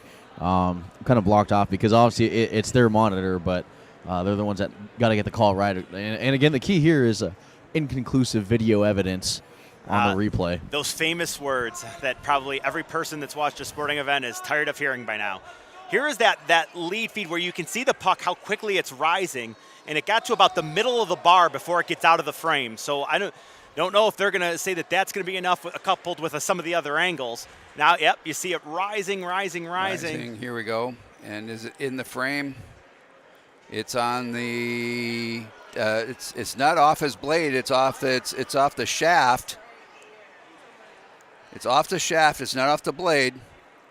And then he pushes it down. And that was at a little bit of an angle too. Well, if you judge his shoulders, but again, the depth perception isn't good enough here to determine. So right there, it looks like it's above his shoulders. The stick is above his shoulders when he makes contact, and his shoulders would be above the top of the bar. So, have they seen enough to say this is no goal? I think I might have seen enough evidence here to say that this is not going to be a good goal, but I don't know if the officials are going to agree with that. I'm going to remain a neutral party because no matter what it is, it's going to be unpopular by somebody here in the arena. Yeah, the referee is about to lose some friends. It depends on to the right or to the left, and it's going to be to the left as it's going to be a good goal. Rose's second of the tournament is going to put the Bulldogs up 3-0 with a power play tally. And Adrian off and running here in this hockey game. Yeah, what they told me right now, just going out, it was inconclusive video evidence to overturn the call, and one of those things is that you got to make sure you have everything you need to reverse that call. Yeah, and it's the common thing. The most important thing there is, as Jay mentioned a moment ago, was that on the ice it was called a goal. Had it been waved off, it probably wasn't enough to see it to allow it, but since it was ruled a goal, not enough to say it wasn't a goal. Oh man, he went into the bench. Both referees with their hands in the air. That's a really good sign. There we go. That was way behind the play. Yeah, Reese took a check. He ended up in the Adrian bench. Yeah, and then we have number 18 here for Adrian. Just a little bit of a bonehead play there. Perchikowski, again, he's one of my players to watch because he is that type of player. He's one of those that has goals, assists, but he's also got quite a few penalties and minutes. We got 2 in the box now for Adrian, so there might be an advantage here. Yeah, the original call was going to be to the Bulldogs, and then there was definitely the spear or slash, whatever you want to call it, that Heinzman is very gingerly walking off, and it looks like he's also going to the locker room. So while up 3-0, it looks like Adrian now might be down 2 men in a full 2-minute 5-on-3 here. And we have seen throughout this tournament, 3-goal lead is nothing. We have seen teams come back. Yeah, Perkowski's getting sent off right now. So it might be 2 and a 5 here. So Perkowski's day is done, huh? Wow. Wow, you just said it was quick. We just talked about the animosity. We're halfway through the game. It's like, when does this build? And you get these types of leads and a domination by one team over another team. And it's interesting that the rails have come off, or the trains come off the rails for Adrian. That's usually not how it happens. It's usually Lindenwood that gets their dander up and starts throwing the body and doing crazy things. But here you go with Adrian. With a couple of knucklehead moves.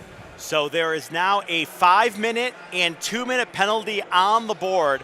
The Bulldogs power play, the Lions power play, which is 0 for 1, is going to get a 2-minute 5-on-3 if they don't score in the 2 minutes, and then a major penalty.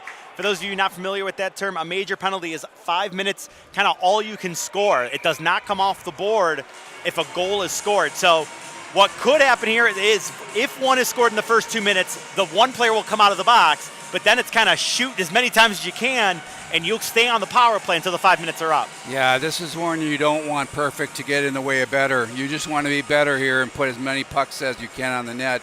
And Boz, I didn't see when he went into the bench, did they get any retaliation by the Adrian Perez? Did they punch the player while he was in there, or did they just back off like No, they backed off and let him back up. Good. That's, again, you don't want to see that type of dirty play when a guy goes in the bench. It's embarrassing enough to be in there, but you don't want to get pounded while you're in there. And then we don't want Mike Mulberry going up in the crowd and hitting anybody with their shoe. Yeah, that's never a good thing. It's the Lion power play will move in over the line, and actually it'll move in offside over the line, and 30 seconds in, 31 seconds into the power play. Not much moving here on the 2-man advantage. Yeah, I'll tell you what, looking over at the Lindenwood bench right now, it's pretty tense. Things are kind of quiet. They just want to make sure. I think they're waiting for that one spark to get their team going. Well, a goal will be such a big exhale moment for them if they can get it. As it's thrown in and brought on by Kalau, outside rim of the circle. Townsend will send it to the far side top of the circle. Switching off and moving to the middle there is Heinzman. He'll send it, quick pass, touch pass, give and go with Wilk. Wilk now fires, a drive save made. And Rodebush got the first one there. That was the first test of this power play. Good job by Heinzman to get over and keep it in. Sends it on to Townsend, moving to the middle again, and that got the glass. I'm not sure what they've been practicing here because, they're just not putting the 2 people in front of that net, which is what they really need on this type of a play. There was a back end open, but the pass didn't make it through to getting blocked out in front. Yeah, Wilk was there. It just never found the target. Down to the final 40 of the 2-man advantage. Wilk switching off with Townsend. Townsend now fires back to Wilk. Wilk hands it off on the wing. All the Lions players are in tight. They just can't find a shot yet. They move to the middle. One-timer by Townsend, saving the rebound. Got kicked away by Rodebush. A second jab, and a third is finally grabbed. No goal, as the ref emphatically says. Austin Rodebush kept it out of the net. again, I don't know what they need to do, but if I was in between periods, I'd be taking pucks and then trying to loft them up against down in the tunnel, up against the cinder blocks there, because there were 3 whacks at that puck and nobody got it up and over. We've got a goalie completely sprawled down, lots of sticks and legs, and not a single Lindenwood line could get that puck up off their stick. They still have the 2-man advantage, though, for another 15. There's a shot on. Rodebush with unbelievable positioning right now. Yeah, he's been fantastic. Made that blocker save look easy.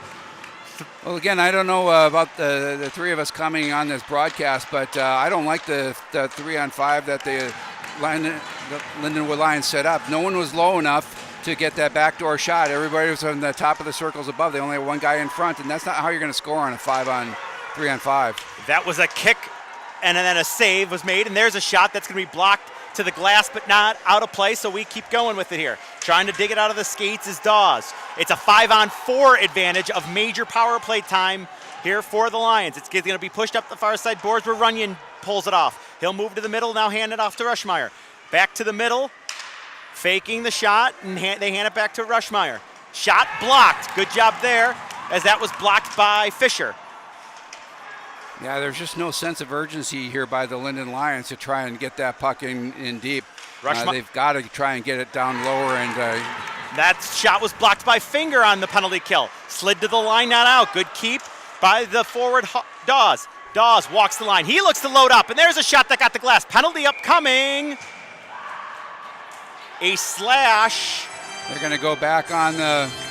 Did they slash that out of the Lindenwood Lions or?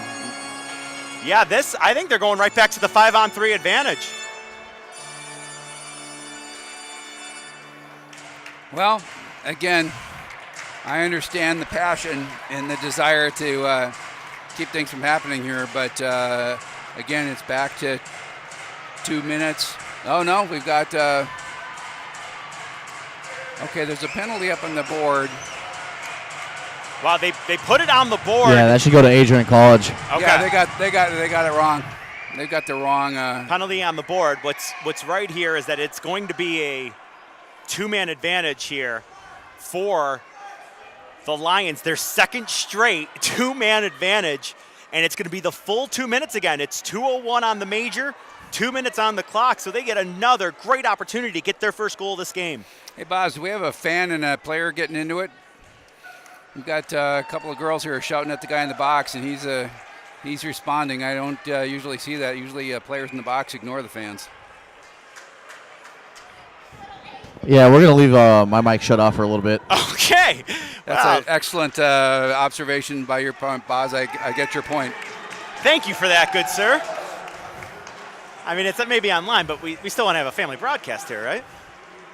Here come the Lions through the center ice zone. Austin Wilk weaves on through. Controls at the outside rim of the circle. Now he'll go down below the goal line.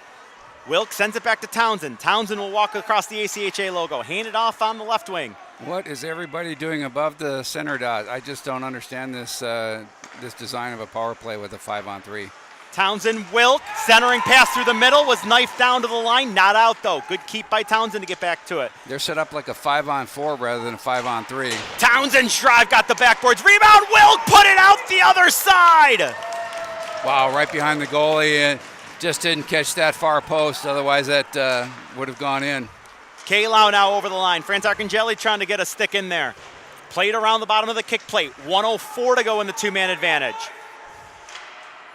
Lozano, this is a big moment of this game if the Bulldogs can kill this off while up 3. Townsend, give and go. Gets it back, sends it off. Armstrong, they're just not moving down to get that back door. It's just not down far enough. Townsend now, they work it to the side. Yeah, they still can't get a shot off. Sent across, there's a shot blocked. Puck gonna be chipped 3. Townsend throws it off the glass. K-Lau now is responsible for it. He's got to try to prevent the clear. He does as he bumped off Greneau. Still controlled by the Lions in the final 30 of the man advantage. There's a shot, save was made. Another drive, and a great job there as Rodebush got over on that one, and the whistle will blow. The helmet is off. Austin Rodebush, as he has just been fantastic here, killing this penalty for the Bulldogs. Yeah, it's a combination of Rodebush just standing unbelievably tall. But then again, as I've said, I'm not sure I understand what the power play they're setting up for. No one snuck down. The back door was open over and over and over, and I don't know if they just can't see that seam in the front to pass it through the crease to the guy on the far side to the open door. But Wilkes stood by the dot and never moved down. And as a result, it stays in the offensive zone, but they have been unable to cash in on back-to-back two-man advantages. Only 22 seconds remain on this opportunity. Yeah, Jay, I actually agree with you. I mean, you look at Lindenwood, they're not making Rodebush move left to right from post to post, and I mean, all the saves that he's making are rather easily. He doesn't have to move very far to make a save. No, he hasn't. See if there's any sort of change on the power play here on the last opportunity of it. That shot, another block, ends up right back on the stick of the shooter. Rushmeyer sends it off down low. It was on the backhand and couldn't be handled cleanly. 10 to go. Runyon hands it off. There's a shot, sharp angle save. Rebound got knocked back below the goal line. Trying to protect here is McKinnon for a moment. One penalty over, two penalties over. We're back to 5-a-side hockey, and now a 2-on-1. They move in. Coburn sends it through, controlling a backhand. Oh, a big stop by CDOT to keep this a 3-goal game. How many times have you seen that? He had a great penalty kill and it drives momentum, and they had a great turned it into a scoring chance. As a round of applause by the Bulldog fans, they are up and applauding their penalty killers, which survived two back-to-back 5-on-3 advantages in the middle stages of this second period to maintain their 3-goal lead. Yeah, I don't think that was a very good 5-on-3 both times that Lindenwood had it. They didn't do anything to make Rodebush move left to right and create that open space that a lot of teams look for on that 5-on-3. Yeah, you guys are preaching it, and it's true. They never really did get a good opportunity and were unable to cash in. So that was a major that was bookended by 2-minute penalties, and Adrian able to get the whole thing done. Well, we might have to change our tune here. We were lauding the great penalty killing and the back end of the Lions. And talking about how good their back end, their defense was, and boy, Adrian, they just stepped it up and showed that they're just as much of the task of it playing defensive hockey as their counterpart. Yeah, the Bulldogs, I mean, they only give up 1.19 goals against per game, so they're real good defensively, too, as they move to the middle in a drive. And they're about to go to the power play as Coburn had that chance. That's sent through the crease and controlled, and that goal will not count as the whistle had blown. But it will be a Bulldog power play here as we have 4:27 to go in the period, and I believe it's going to be a slashing call upcoming. That's twice now. It took all the way down into more than half the hockey game with 4 minutes left. In the last 5 minutes is the first time we've seen the speed from Adrian that we've seen all tournament. This is the first time they've been able to get up ice and get clear. And again, I know that the Lions have to press here a little bit, but here we go. Face off. Won by Adrian. And they will work to the man advantage as the Bulldogs are 2 for 5 on the power play. There's a shot that hit a leg and will come over to the near side corner. It's carried along the circle as Glimple will switch off. And now Moore has it, sent it through the legs, and a quick triangle touch pass there. And it doesn't connect, and that's going to send the Bulldogs back out to center ice. Now, if you look at the way Adrian's setting up, that's exactly how you play a 5-on-4. They've got it all set up, but on the 5-on-3, this is the exact way that they set up. The Lions set up, is just not the right way to set up a 5-on-3. They send it across an open net, and unable to handle it cleanly was Glimple. He is then hit hard into the backboards. Oshoi moves to the middle. He's got a power play tally in this one. There's a shot blockered off. Rebound is retrieved by number 15, Hosking. Bulldog power play down below the goal line. Glimple had it knocked off his stick into the corner. Bulldogs recover with a minute gone by in the man advantage. Moore at the face-off dot, peels off. Gives it back to Oshoi at the point. Oshoi at the ACHA logo. Trying to step into it, didn't like what he had, so he peels it off to Moore, and a shot by Moore. And CDOT comes over and makes the save on that one with 3:13 to go in the second and just 46 remaining on the man advantage. Now, again, Moore didn't score on that shot, but again, take those shots. There's no reason with the clock winding down and everything else, you're at the end of your shift, put it on net, because either that or this is exactly what happened. He picked it up, and at least you have a face-off in the attack zone. And fresh mates coming out here in the second period of the long change, so you get that first power play unit out. It's going to be cleared around. Kotek did a nice job holding the boards with the his skates, and it's going to be flipped on further. Puck to the middle where Grinnell couldn't handle the bouncing puck. It was hopping all over the place on him, and he's got to retreat to center. Yeah, that looked like a racquetball ball bouncing around in the racquetball court. That's the way that's the way the Lions will take it, as they get one on the bouncing puck, and now a clear. Rodebush had to tee it up, and the Bulldogs will break out. Kotek onto the wing, moving through the middle is Costello, cutting right through the center of the ice. Couldn't get a shot as his stick was caught up in the jersey of a Lindenwood player. Townsend's stick now caught up, and this is going to be a Lions penalty here as we're getting a parade to the penalty box and a hold upcoming. And looking at the official, pretty upset with this call is going to be Coburn as he heads off for 2 minutes. Yeah, this game is going to be a very interesting third period. If it goes up 4-0, then I think there's going to be some pretty physical play in the fourth. Again, we've seen these 3-goal leads disappear. Robert Morris went up 3-0 again in their first game against Iowa. And we talked about they're only a couple periods away or penalty from getting it. All of a sudden, within 2 minutes, it was 3-2. Robert Morris did prevail, but boy, Iowa sure made it a great hockey game. Yeah, the Cyclones gave them everything they wanted as Townsend has it. Now a power play for the Lions after the Adrian power play ended. So we were 4 aside for 3 seconds, and now it's Townsend at the top of the circle. Kind of goes without saying they really need a score on this one. Or at least some momentum, if nothing else, right, boss? Yeah, I agree. At least have a good power play right now. Adrian just kind of suffocating defensively. Yep, 30 seconds gone by in the man advantage. Trying to dig it out was McKinnon. They still joust away along the boards. There's a sharp angle shot, and coming over to keep it in was Wilk. Big play by him. They switch off with Lozano. Wilk hands it off to Townsend. Townsend over to Wilk, straight away. Lozano, far side, top of the circle. Townsend at the top of the circle on the near side. He'll walk the line to the middle. Tried to saucer one through, and they threw a changeup on goal looking for a tip, and it ended up getting cleared the length of the ice. Well, Jay, we talked about it yesterday about goalies and training off of the sound of a shot. Yeah, he just, again, perfect positional player. When you can't see and you hear the sound, you just drop in the position where you know the sound's coming from, and you cover as much of the bottom of the net as you can. Puck along the far side board is going to be dug out now by the Lions. They move in with 43 to go on their power play. There's a shot, another block. Said that a lot here during the course of this period. Moving the line, Townsend. That's a good battle going out in front, too. Lozano a shot, and he couldn't get it through to that battle you just mentioned, and now there's only 27 to go in the man advantage.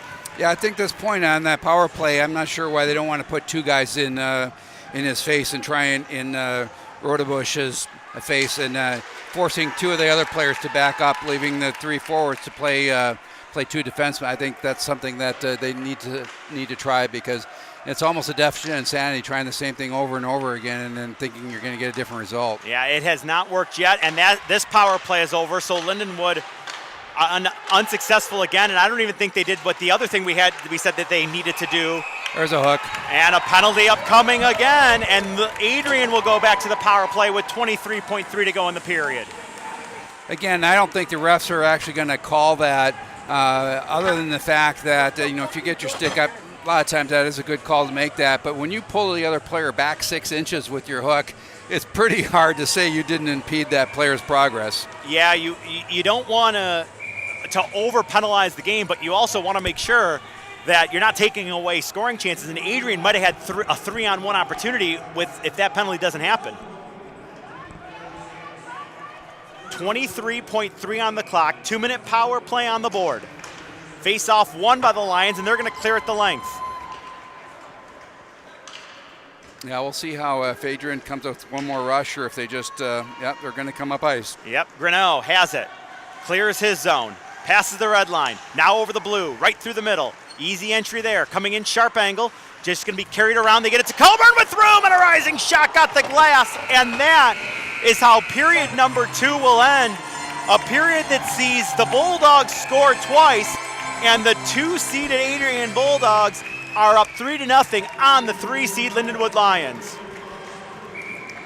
Yeah, they're starting to get pretty chippy and pretty aggressive. Again, we're in for a very, very physical third period, I'm afraid. Yeah, that's been a really entertaining stuff so far.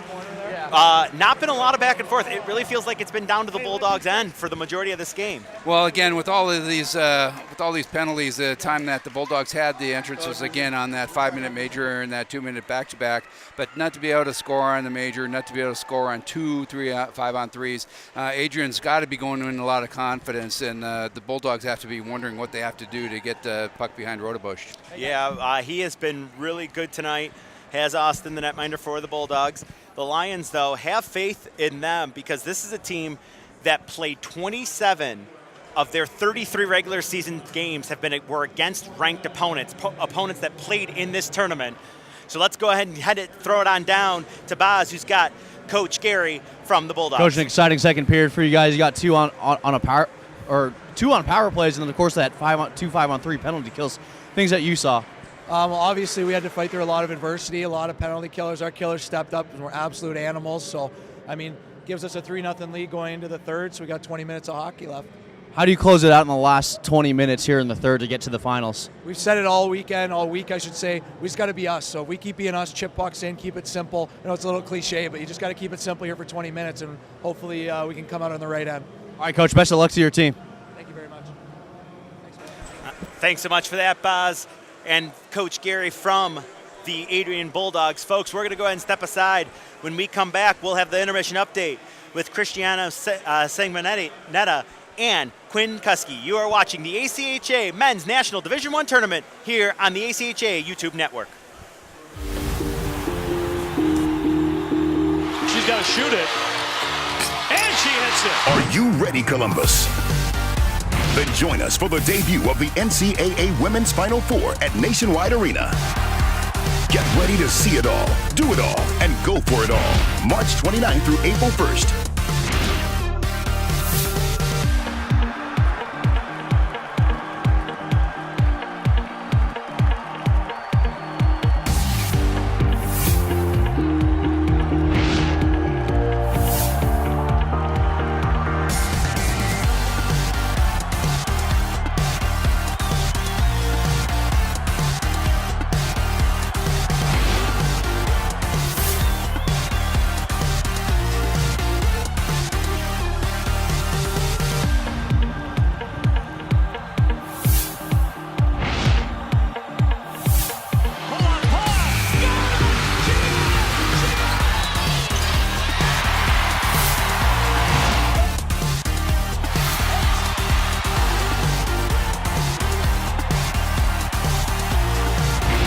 Party never stops, and the fun never ends. Join us all weekend long. Visit ncaa.com/Women's Final Four today. Hey, this is Jason with Howie's Hockey Tape, here to tell you about our top quality polo shirts. For any occasion, whether you're out on the golf course or out with friends. Our dry fit polo will keep sweat away from your body and keep you on your game. Stay dry, cool, and looking good with your Howie's polo. Hey, I'm Dave from Howie's, and I'm here to tell you what makes Howie's cloth tape the best tape on the market. It starts with strength. Our tape is made with a poly cotton blend, and it has the highest thread count of any tape on the market. It's going to last longer. Next is adhesive. We use an aggressive adhesive that will guarantee this tape will stay on your stick. That's what it's supposed to do, right? I promise you'll love this tape.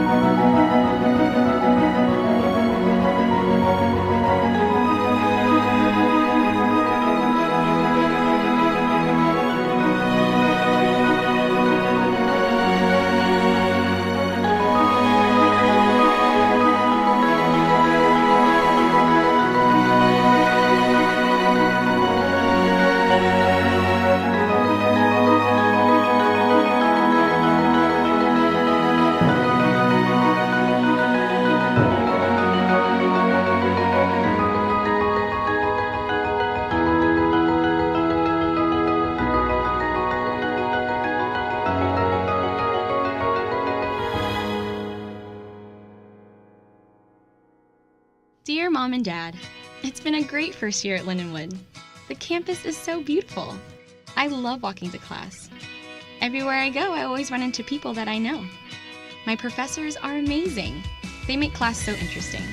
I'm getting so much hands-on experience. On the weekends, my friends and I are always at the games. I'm making some pretty wonderful memories here, and I'm happy I chose Lindenwood. It's like no other.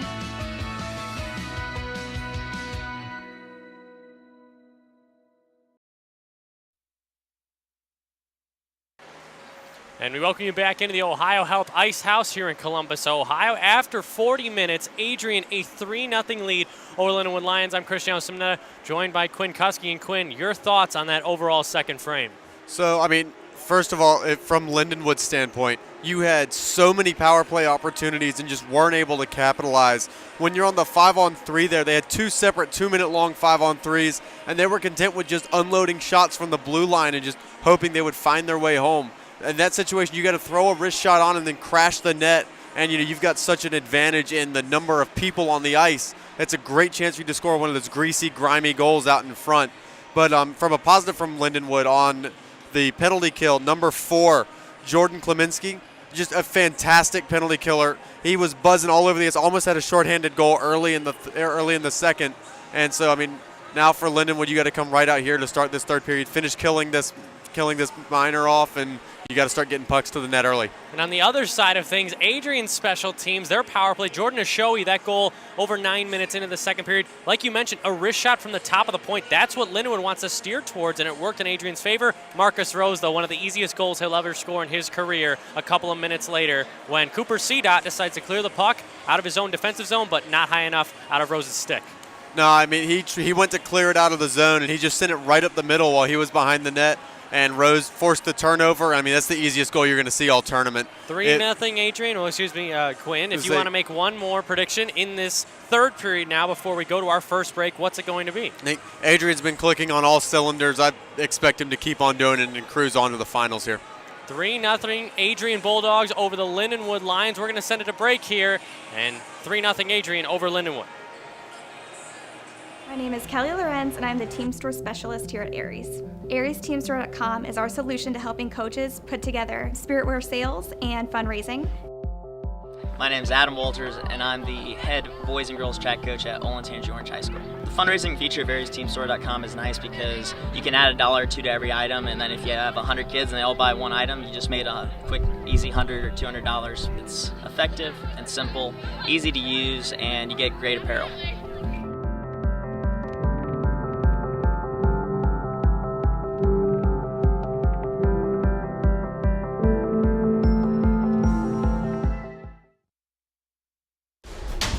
For over a century, Columbus has had an appetite for sports. As our city grew, so did our ravenous hunger for more. More sports, more of the time. And not just the mainstream, we wanted it all. A sports city founded on determination, focus, strength. We were never mediocre, and to this day, we never settle. We're a bunch of sports-crazed, competition junkies dying to sink our teeth into whatever game, match, tournament, league, or season thrown our way. You see, Columbus is full of passion. Passion for all that sports embody. Hope, challenges, progress. As we continue our journey to be one of the world's best sports destinations, it's clear Columbus has no off-season.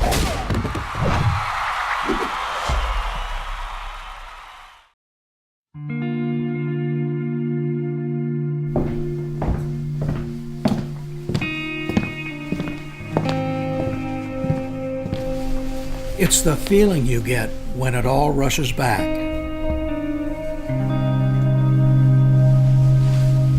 The lights, the sounds, the thrill. This memory has been earned and preserved for a lifetime.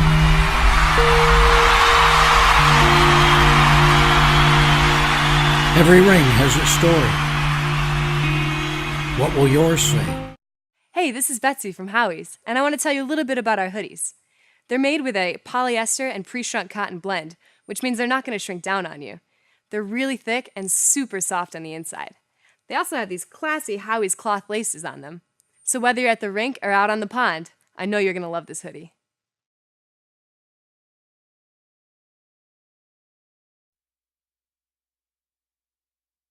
And we're back. It's the second period intermission. Adrian up 3-0 over the Lindenwood Lions. Cristiano Simonetta joined alongside by Quinn Kuski. And we talk about the lack of discipline in that second period. And it all comes from Lindenwood, but in the middle of that frame, it was Adrian getting involved, Perkowski getting that 5-minute major. Yeah, I mean, penalty from Perkowski, I mean, it's just unwarranted. It was dirty and disgusting, and it doesn't belong in this game. I mean, walked right up to a guy and just clubbed him in the throat. You can't, you don't want to see that at any level ever. I mean, it's truly unacceptable. But as you see on the monitor here, Adrian was able to kill that penalty off and score on the power play. Cooper Cedot behind his net right here, wants to clear it out in front. The puck is rolling. Marcus Rose taps it down, more importantly, under the crossbar. Yeah, I mean, you can see there from the replay, it's very close. And, I mean, I heard some mixed reviews from the Lindenwood fans. They thought it was a high stick, but, I mean, you can see right there it's just below the bar. It was about as close as you can get, but the right call was made on the ice, and because of that, we have a 3-0 game. So if you're Lindenwood, down 3 in the final frame of regulation, what's Rick Zombo telling his club right now? I mean, you forced some unwarranted penalties from Adrian. You're getting under their skin, and I mean, use that dirty play from part of the way through. Fire them up with it. Get them fired up. Get them coming out here ready to go and playing full force. And if they can get one early, watch out. The next goal is important in this game. 3-0 Adrian over Lindenwood after 40 minutes. Thomas and Jay will be on the call. We'll be right back.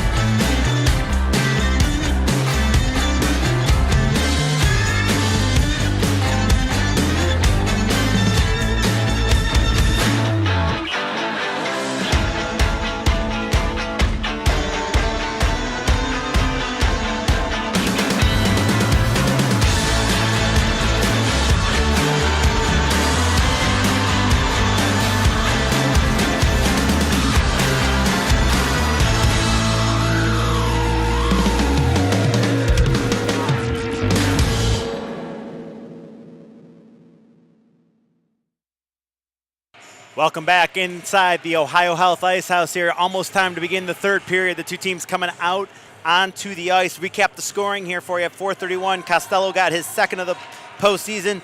Oshoey on the power play and Rose also on the power play. Those goals unassisted, and it's time to get the third period underway. Yeah, balanced attack again all season long. 9 players of Adrian had 10 or more goals. 10 players average more point a game. Again, balanced scoring. They get secondary scoring. They're not required to depend on just 1 or 2 lines. Everybody can score on this team. Yeah, their overall, get this, they in 31 games played, 222 goals for, 37 goals against, over 7-4 and barely over 1 on the goals against. Only 1 loss on the entire season, and that was in the middle of November. They lost a game, a game on the road against Stony Brook 3-2. And that's why we thought Stony Brook in this tournament might have had their number, but they flipped the tables on them and beat them 4-0. As we are 25 seconds into period number 3, it started with an Adrian power play that now has 109 and 108 and counting left into it. Bulldogs are 2 for 6 with the man advantage in this game. 2 unassisted goals in the second period, a point shot and a redirection of a clearing attempt, and then Greneau just skated in, and he skated in ahead of I think somebody was ahead of the puck, I should say, and Greneau brings it in on the offside. Yeah, again, a clean sheet of ice, and you know, you got a little bit of adrenaline.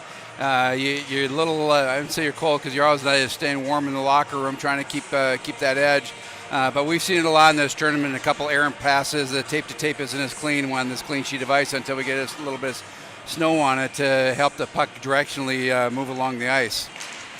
Now see if they can get flown a little bit better with the man advantage here that now only has 50 seconds to go. I mean, granted, the ice isn't that tore up in the first 50 seconds, but still with an opportunity. No, it's funny, if you talk to players all the way up to the higher level of the NHL, it's ironic that the higher of the level you play, the worse the kind of ice you play on. Yeah, bigger guys mashing that ice down maybe? Well, it's also their warmer buildings. They never get quite those, when you go into those really cold barns where all your fans are bundled up in Eskimo suits, that's what the players like to play on. But the higher up you go, the worse the ice gets. It's just the irony of the game. Yeah, that's a great point by you. And as the Adrian power play continues on here, it's only got 15 seconds left on it. They lead 3-0. Walking down the line and peeling off was Moore. He'll give and go with Oshoi. Moore at the top of the circle, far side. Hands it off down low. They whip it across, and just too hot to handle was Hosking as he was parked offside of the cage. Fired back in. Controlled by Glimpel on the far side. He'll pull it off the boards. Check that. He'll actually just hand it to Moore. It got poked off his stick.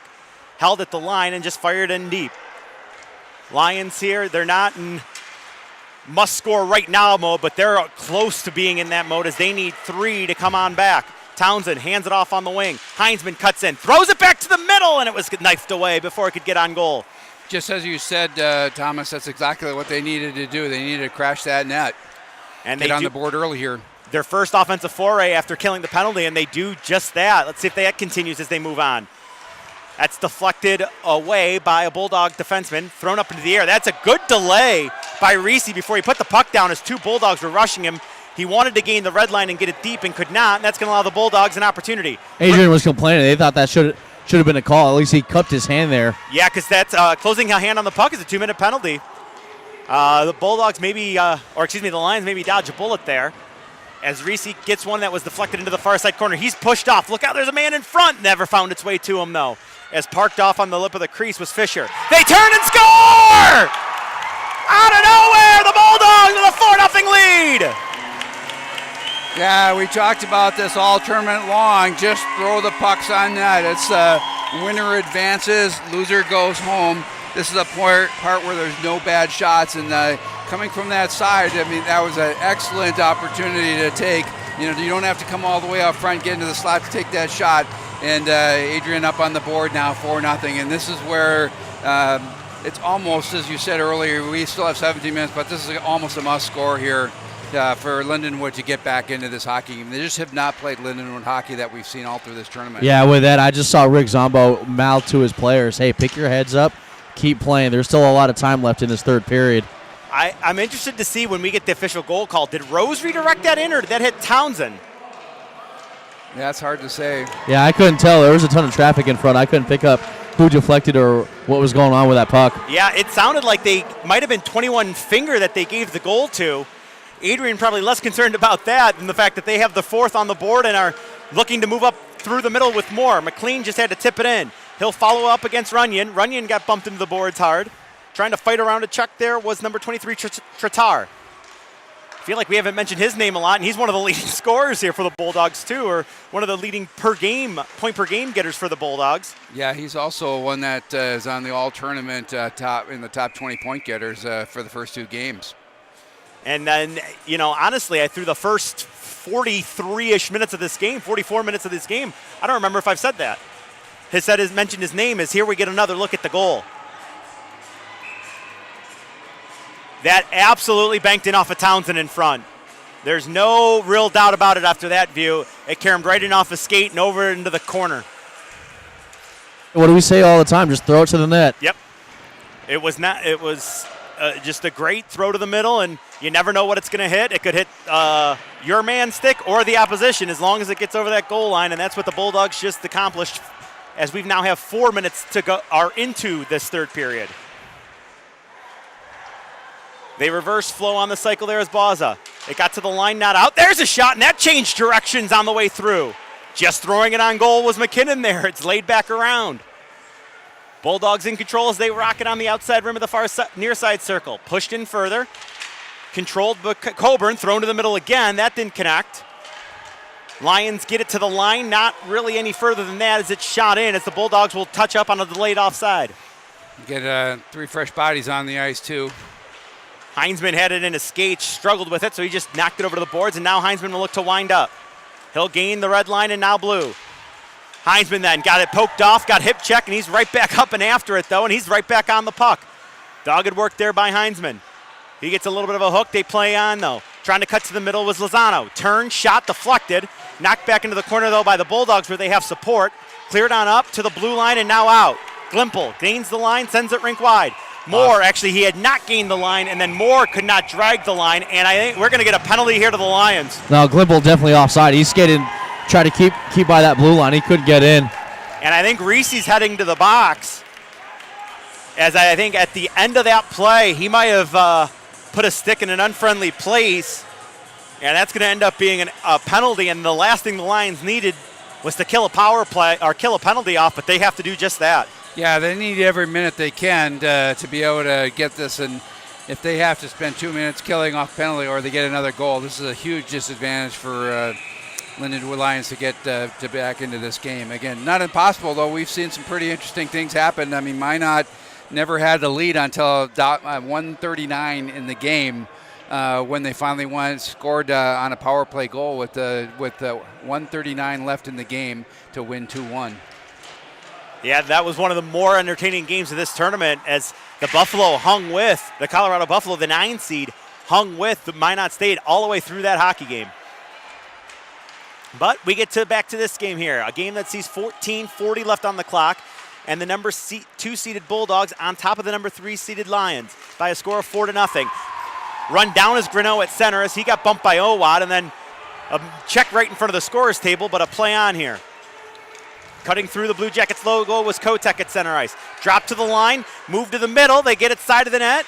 Coburn is in front, never got to him. There's a shot and a save was made as CDOT saw it and was able to grab it off. Yeah, Lindenwood has to stop thinking about making the perfect check because two guys got on an Adrian player, and then Adrian came right up the middle as they were occupied with trying to put the body on rather than just putting one person on one person. All of a sudden, you put 2 on 1. That leaves somebody in the ice completely open. And it's going to be an offensive zone face-off after that save by CDOT for the Bulldogs. Yeah, you're already outmanned when you're trying to kill the penalty. Why you would take 2 men off the ice and now literally have a 5-on-3 because of the way you played. There's a puck that's going to end up not going out of play. I'm sorry, I thought it might have hit the mesh netting, but we keep going here as it's thrown in deep. Bulldog power play goes to work. That was knifed down at center. Trying to gain position was Klimowski, but he handed it right on back to Moore, and it's brought in by Donaldson. Donaldson will spike it in further. Glimple down below the goal line. He got checked off on a hard hit. The Lions able to come out and gain possession and bring it on up. Looking to cut through as Klimowski sends it through to Townsend and a backhand and a rebound, and 2 saves there by Austin Rodebush.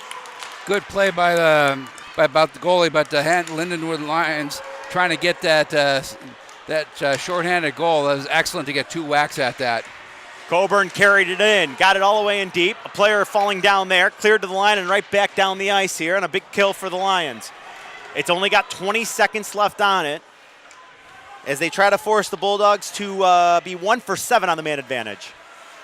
Well, we talked about it's either 2 minutes or they get scored on, but actually they got a scoring chance out of this penalty kill. And the rebound, too. They nicely created 2 as CDOT's going to hold it. And we are 2 seconds away from this penalty being killed off. It would put the Bulldogs at, I said 1 for 7, I beg your pardon, 2 for 7 on the man advantage. Yeah, we talked about it being a physical period at the intermission point, and we're seeing evidence of that right now. There's a lot of little stick pokes and little pushes and shoves, and I don't know what to call them, 2-handed mini cross checks, but they are, they're not a cross check, but it is almost like a lacrosse hit where as long as your hands are 6 inches apart, you can give a little push. It all hurts. That's all I know. If you're hitting a non-pad spot, it all hurts. And then Kalau just... Yeah, he's thinking that was a dive. I think we're going to have an No, Adrian they're going to penalty. call a slash to Adrian, and boy, it looks like Kalau just avoided a check, and decided he wanted to go play the puck, steered off himself, but they're going to end up calling a slashing call to Adrian on this. I mean, from down here, I think that's the right call. Oh, there was contact with the stick. Yeah, I got caught puck watching just like some of the players on the ice. All right, because it looked from up here that Kayla was headed for a player, saw the puck come free, changed direction at the last minute. But that's why we have you down there, Boz, to tell us what we're missing. You know, that's really true, though. It's a different game from up here. It looks a lot simpler, but when you're down at the ice level like that, Boz, you really know it's a really quick, brutal game, don't you?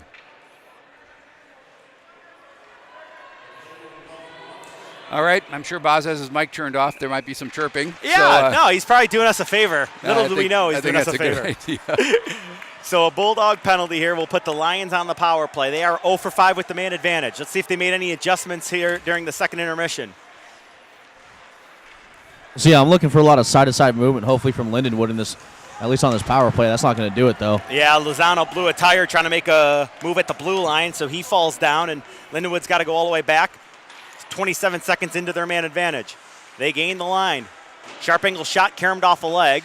Rebound's going to be fired around the boards by McKinnon. Didn't get out, though. Lozano with 4 up high this time. Now they settle into position. It gets to Wilk, straight on. Wilk walks the line, hands it off. Lozano cuts through the middle of the ice. Now moves his way to the right point, and he'll switch off with Heinzman. Heinzman straight away. Back off to Lozano. Now they switch positions as moving to the middle is Townsend. Shot was blocked, up in the air. Glove down by a Bulldog and cleared the length with a minute to go on the man advantage, and the Bulldogs will get 4 fresh penalty killers out there. I think that's the right idea, going side to side, but you got to fire that shot off. One of those opportunities you get. I mean, Rodebush, he's peeking over everyone, but if you can make him go side to side, there is an opening there. And then Kaylau missed the read on that outlet pass, so the worst thing you can have is an icing call on the power play, and Lindenwood's back in their own end. Yeah, I mean, it's a good setup for the power play. They entered the zone fine. They set up fine, but they kept it on the perimeter. When you're doing that, the perimeter should slowly collapse like a purse string, and just tightening to where you work the puck down low. But they're taking the shots even from the perimeter, and I think that's, Boz, like you said, they got to get him side to side, and you're not going to get him moving side to side when you're above the dots.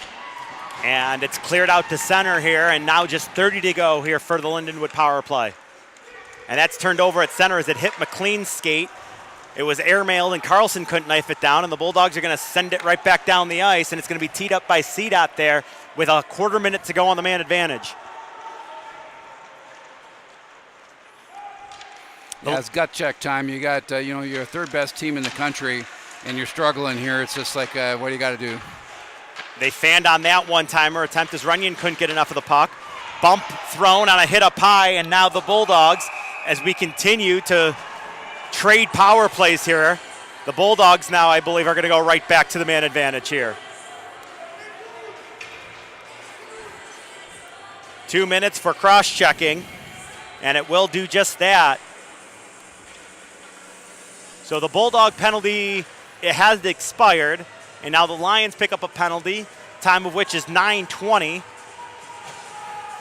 Yeah, I don't think the game plan for Lindenwood Lions was to practice their penalty kill. It's probably a good point. And third time going to be a charm here. The Bulldogs 2 for 8 on the man advantage in this game. They send it side of the net, move to the middle, saved by CDOT, and the rebound is going to squirt off to the corner.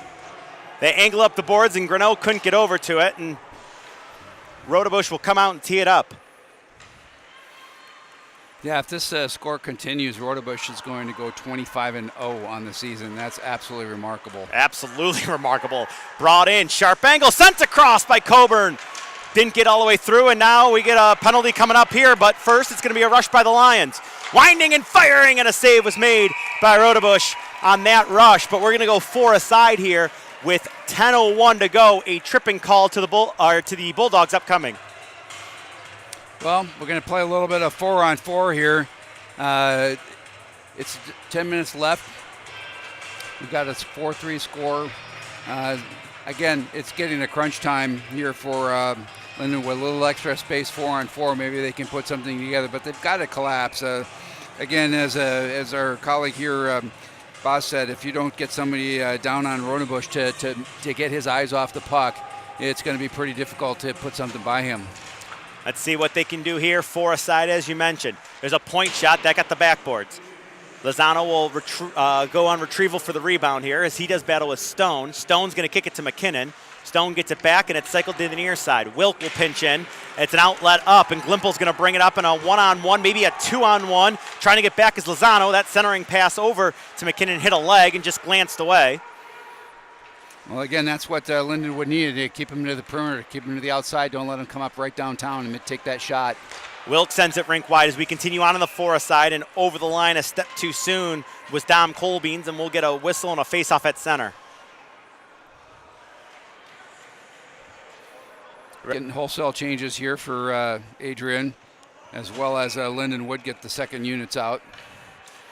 The 4 side has 47 seconds remaining. Then it'll be a brief power play, an abbreviated power play for the Lions. Face-off won by the Bulldogs, and they're just going to flip it high to center. Heinzman pokes it away. 2-on-2 coming back up the other way. Townsend dropped it off, but he dropped it right onto the stick blade of number 23, Tritar, who brings it back. Tritar sends it through, and it didn't quit all the way through, and then a diving poke at it, and it just unable to get by. Cooper McLean making the nice play.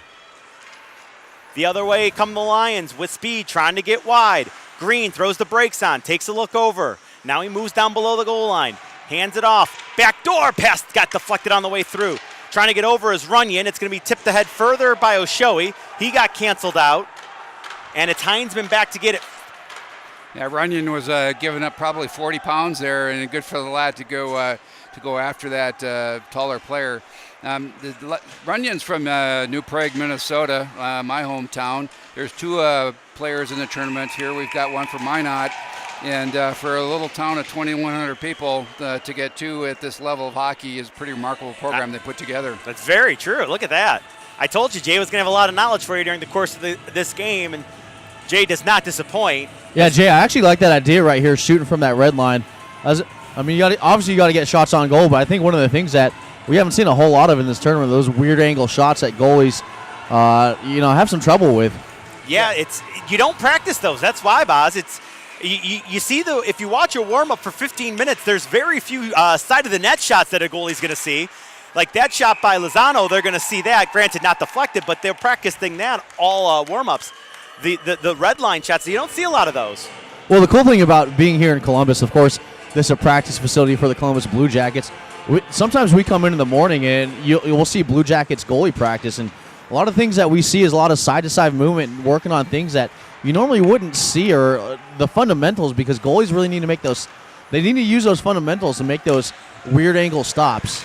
Well, or if you're Austin Rotobush, you just make all the stops and don't worry about it. Little fake by Wilk. They move it across. Now switching off. Runyon moves to the dot and in. Handed it off behind him. Even strength hockey here. Lozano didn't know it was coming, turned right into the check. Thrown to the middle. It caromed nearly off the leg and in, but instead the Bulldogs are going to get it to center. It was really great by Lindenwood there to change up that power play. If you notice, they had 2 large people standing in front of Rotobush again to take those eyes off that puck. But the power play, which was only 40 seconds in length, didn't work out for them. And as we stay at 4-0 with 7:32 remaining on the clock. Big hit there. Time definitely a factor. And Reese is about to get a penalty. His second trip to the box. Yeah, that was a charge. Also a hit to the head. That's what head coach right there for Adrian and Gary Astalos. He's screaming about hit to the head. And he got his wish there as a power play now for the Bulldogs. It feels like we spent the majority of this game with one team or the other on the power play.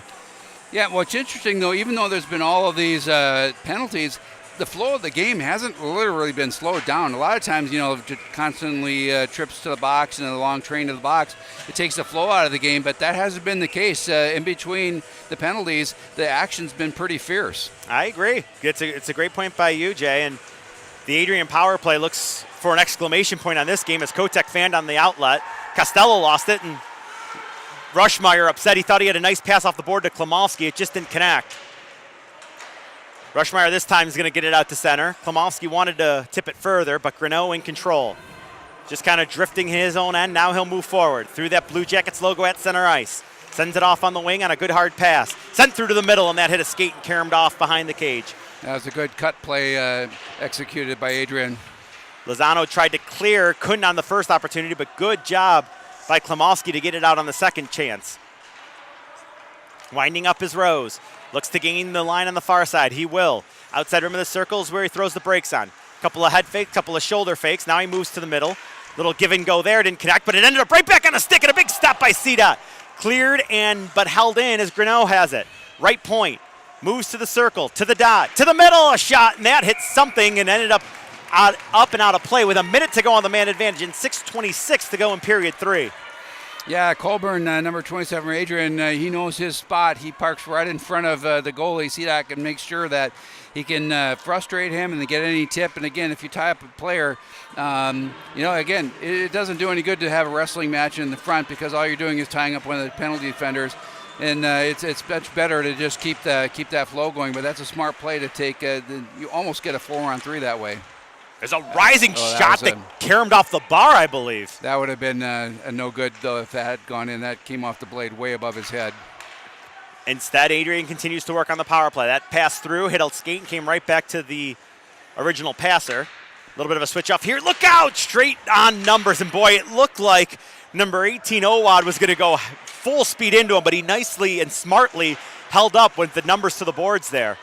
Or the back to the boards, I should say. Bulldogs now 23 to go on the man advantage. A shot there was blocked right in the slot, and that's going to be cleared the length of the ice. Yeah, again, getting in the right position right in front. Adrian is trying to get that shot, and again, the Bulldogs are pressing, but the Lions had set that picket line right in front of their goalie to make sure nothing came through. Set plays directed in. CDOT's going to play it around further. Stratar couldn't get to it. Penalties over, back to 5-on-5. An outlet was knocked down by Frantarcangeli, and it's going to be blockered away. Played up the near side boards as the Lions will look to clear the zone with 5:17 on the clock. Zagrodny couldn't lift the stick. Spinning away from trouble there was Green, and it's fired in by Lindenwood. With a little time and space in the corner is number 25 Stone, I beg your pardon. But it comes all the way out to center where Bauza has it. Give and go, Bauza gets it back. Gains the line, another penalty upcoming. This one's going to be to the Bulldogs, as we had gone almost a minute without a penalty, which is probably the most we've gone in this period. And it's going to be a tripping call coming to Frantarcangeli. I'll tell you what, Tom, it almost feels like we haven't gone a minute in this game without a penalty. Since the 7:24 mark of period number 2, we basically played with one team short a man pretty much the entire game since that point. We got 4:53 left. I'd like everybody's opinion. If you're Zumbro and you're down 4 goals, I'm not so sure if this gets down to 4 minutes if you don't pull a Patrick Waugh and just pull a guy. And again, your opportunities, statistically, it's going to be really tough to come back. Not impossible, but statistically it is. And, did you take that chance? I mean, you might as well with that. I mean, it potentially could be your last game of the season. Why not do it? Yeah, it's again, a national championship. It's loser goes home. And you have to win 2 more games to carry that trophy home. I agree with both of you. I think if on this rush you can gain the zone easily, I go ahead and bring CDOT over to the bench. He's not even looking that way, kind of relaxing on the crossbar. So we would all do it, but it doesn't look like Coach Zombo's going to. So. Well, I know Boz is at ice level, but it's, I've said this many times on various broadcasts, it's such an easy game to play from here. Oh, for sure. And a lot of fans don't understand that. They're in the stands trouting about the seams and where the puck is and go get that puck. And you don't understand. You got nanoseconds to either keep the puck, pass the puck, or shoot the puck, or someone's going to take your head off. That's true, especially the way this game's been played. You're going to draw a penalty if nothing else, as we get a whistle here. And I believe it was played with a high stick. Yeah, it was a high stick. Yep. So with 3:41 to go in the third period, 47 to go on the power play, we'll have a face-off at center ice. No, CDOT's not moving. So. Well, this is interesting, too. I mean, just looking over at the Lindenwood bench, everyone's kind of sitting down right now. I mean, looking at the clock and kind of resound to the fate that's on the scoreboard currently with 3:30 left. Yeah, they never got that goal to spark. Usually when you have to make a comeback, you got to get the first. And I know that's the most obvious statement in the world, but it starts with one, and you really get that boost thinking, okay, we've done one. Let's go get another one. And it just hasn't yet worked out for the Lions. And No. Would need a miracle here for it to work out. And if you're not going to pull CDOC, we've seen some really genuinely play here with, it's again, do you let him have his net because it's been his net all season, or do you put Hales in at this point and give him 2 minutes of being in the national championship game that he played? Yeah, that's a good question, too, with 2:52 now on the clock. Big hit thrown there. Both teams are back to 5 aside. We'll see how long it lasts this time. Tritar tries to cut through the zone. He'll saucer one back. It got knocked away from Glimple, but Ferran Tarcangeli shoots one towards the goal. It deflected off the stick of Glimple's side of the net, and he's pinned to the boards here. 3-on-1. Glimple throws a little bit of a fist there, and he also gets knocked into the... And he comes out with the puck. Yeah, look at that. Moved it to the middle. A shot and a block there. Not giving up on this game at all is number 27, Hayden Dawes, as he dove down and blocked a shot. Almost, those aren't the kinds of things you put on a highlight film, but to beat through a check of 3 guys that are well over your size, that's just incredible toughness and balance on your skates. I mean, that guy, he must have spent some good time in the weight room to have that kind of power on those skates. And to your point, too, Hayden Dawes deserves a little bit of credit. You're down by 4 with under 2.5 to go, and you're jumping in front of shots from the slot. Guys don't want to give up on a game ever. Not at this level. Not anymore at this level. Puck gets to center ice. Maybe a 3-on-2, ends up being a 2-on-2. Lozano's going to shoot it in wide. Thrown towards the front of the cage. That got redirected, and a swipe was taken.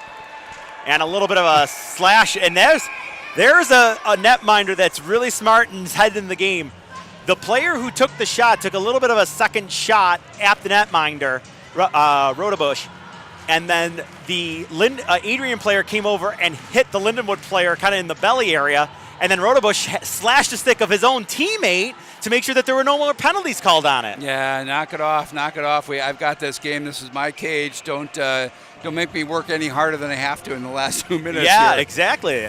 Well, Jay, it almost seems like Lindenwood's kind of been pressing since that first goal that they gave up, and potentially off that post early in the first.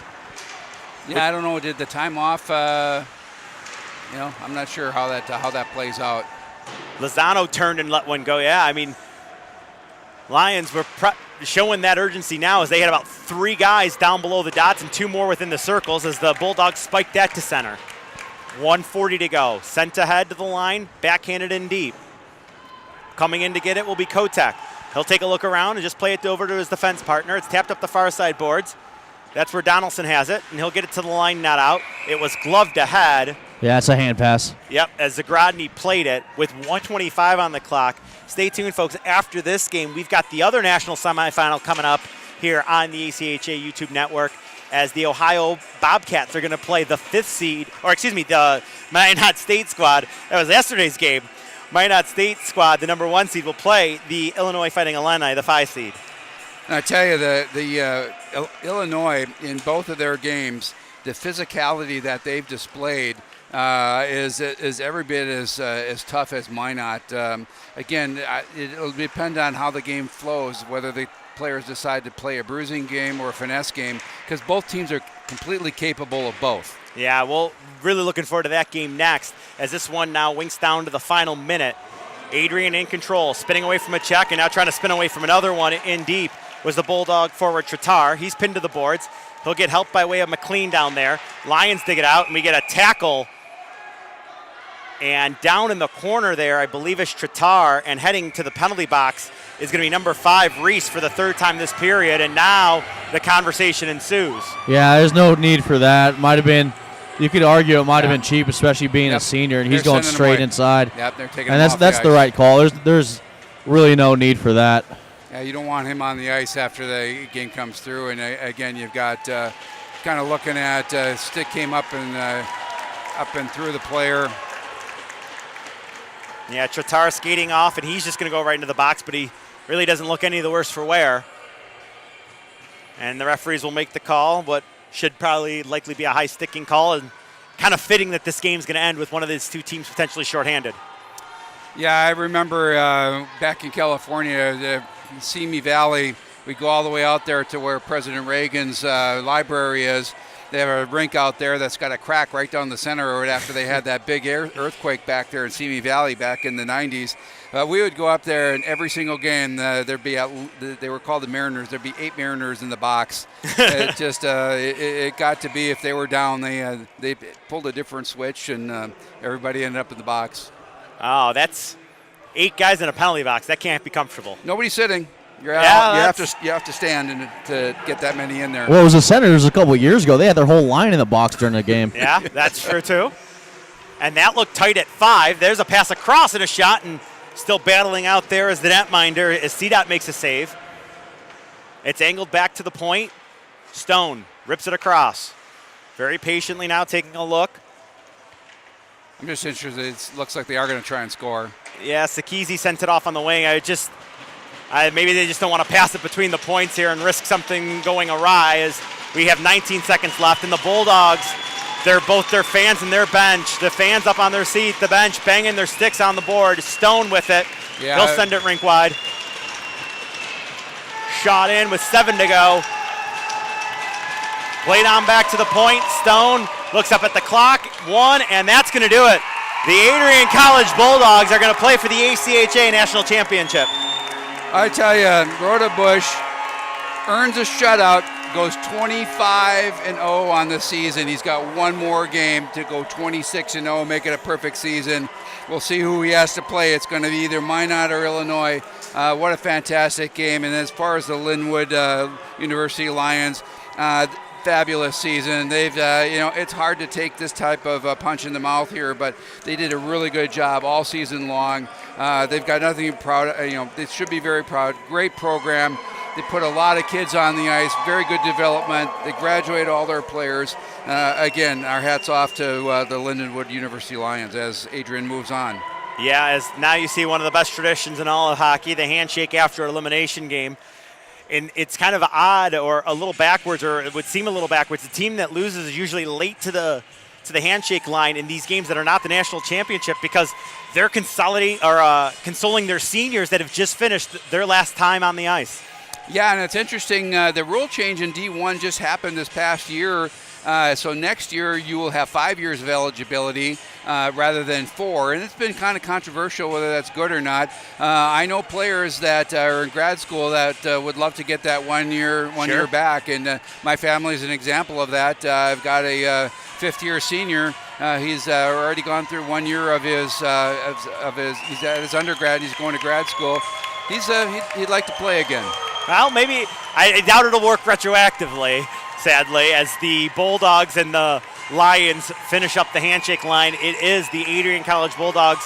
They will skate away with a 4-0 victory here, and really, they came out firing, and they pinned the Lions back the majority of this hockey game. Yeah, they really did, and the penalties really hurt. I know that the adrenaline was flowing. The Lions really wanted to be able to have a good showing here. It just wasn't their day to prevail. And meanwhile here as Boz looks down on the ice, as he's going to grab Rose. Rose had the big goal on the redirection. Let's go ahead and send it down to you, Boz. What's that? Take it off. He's still, yeah, come on. Mr. Rose, let's get your face on camera here. Go ahead, Boz. We'll send it down to you.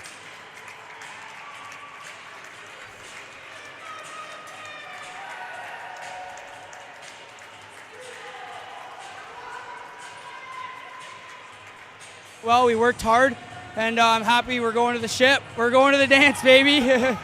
A lot of work here on pretty dominant performances against some of the best teams in the country, and your backstop in Austin Rodebush. What has he meant for your team? Rhodey's been a brick wall back there. I mean, he stopped everything. He's been really solid. He's been good. So we're happy, and I hope he keeps going. All right, best of luck to you tomorrow. Thank you. Appreciate it. Thanks so much, Boz, for that. Thank you, Mr. Rose, for that. He had the big redirection goal, and I kind of feel like that might have been, looking back on the game as a whole, maybe the final nail in the coffin was that high stick goal that was allowed, probably rightly so. but it just seemed to take any last little bit of sail out of the Lindenwood Lions step, in addition to all of the penalties. Yeah, Thomas, I would agree, and also because it took so much time, it stopped a little bit of the flow of the momentum of the game, and Adrian was able to capitalize on that. And again, great program. I tell you, when you look at Adrian, what a hockey school that is. I'm trying to figure out who doesn't play hockey at that school. Nobody. Everybody plays. Yeah, there's 1,700 kids on campus. They've got men's NCAA D3, men's ACHA D1, D2, D3, women's D1, ACHA, women's ACH D2. I think they all made the tournament just about, too. I don't know what happened to the NCAA 3 team. I sure really looked that up. But, if you look at that, that's close to, with between all the coaches and everything else on the team, that's got to be over 100 to 125 kids, and that's a big piece of the population. So absolutely, and the 25 on the Adrian College Division I team, they will be playing for a national championship. As we take a look here at the first goal of the game, the one that pinked off the side of the post and in, and then we're going to go ahead and let you see the rest of the goals here, and we are all set here. The game 1 is in the books. National Semifinal 2 coming up next. The ACHA Division I Men's National Tournament on YouTube. For my good partner, Jay Sewell, for Boz Echeverry down in between the benches. Thank you so much for joining us. Adrian will be playing for a national title tomorrow night.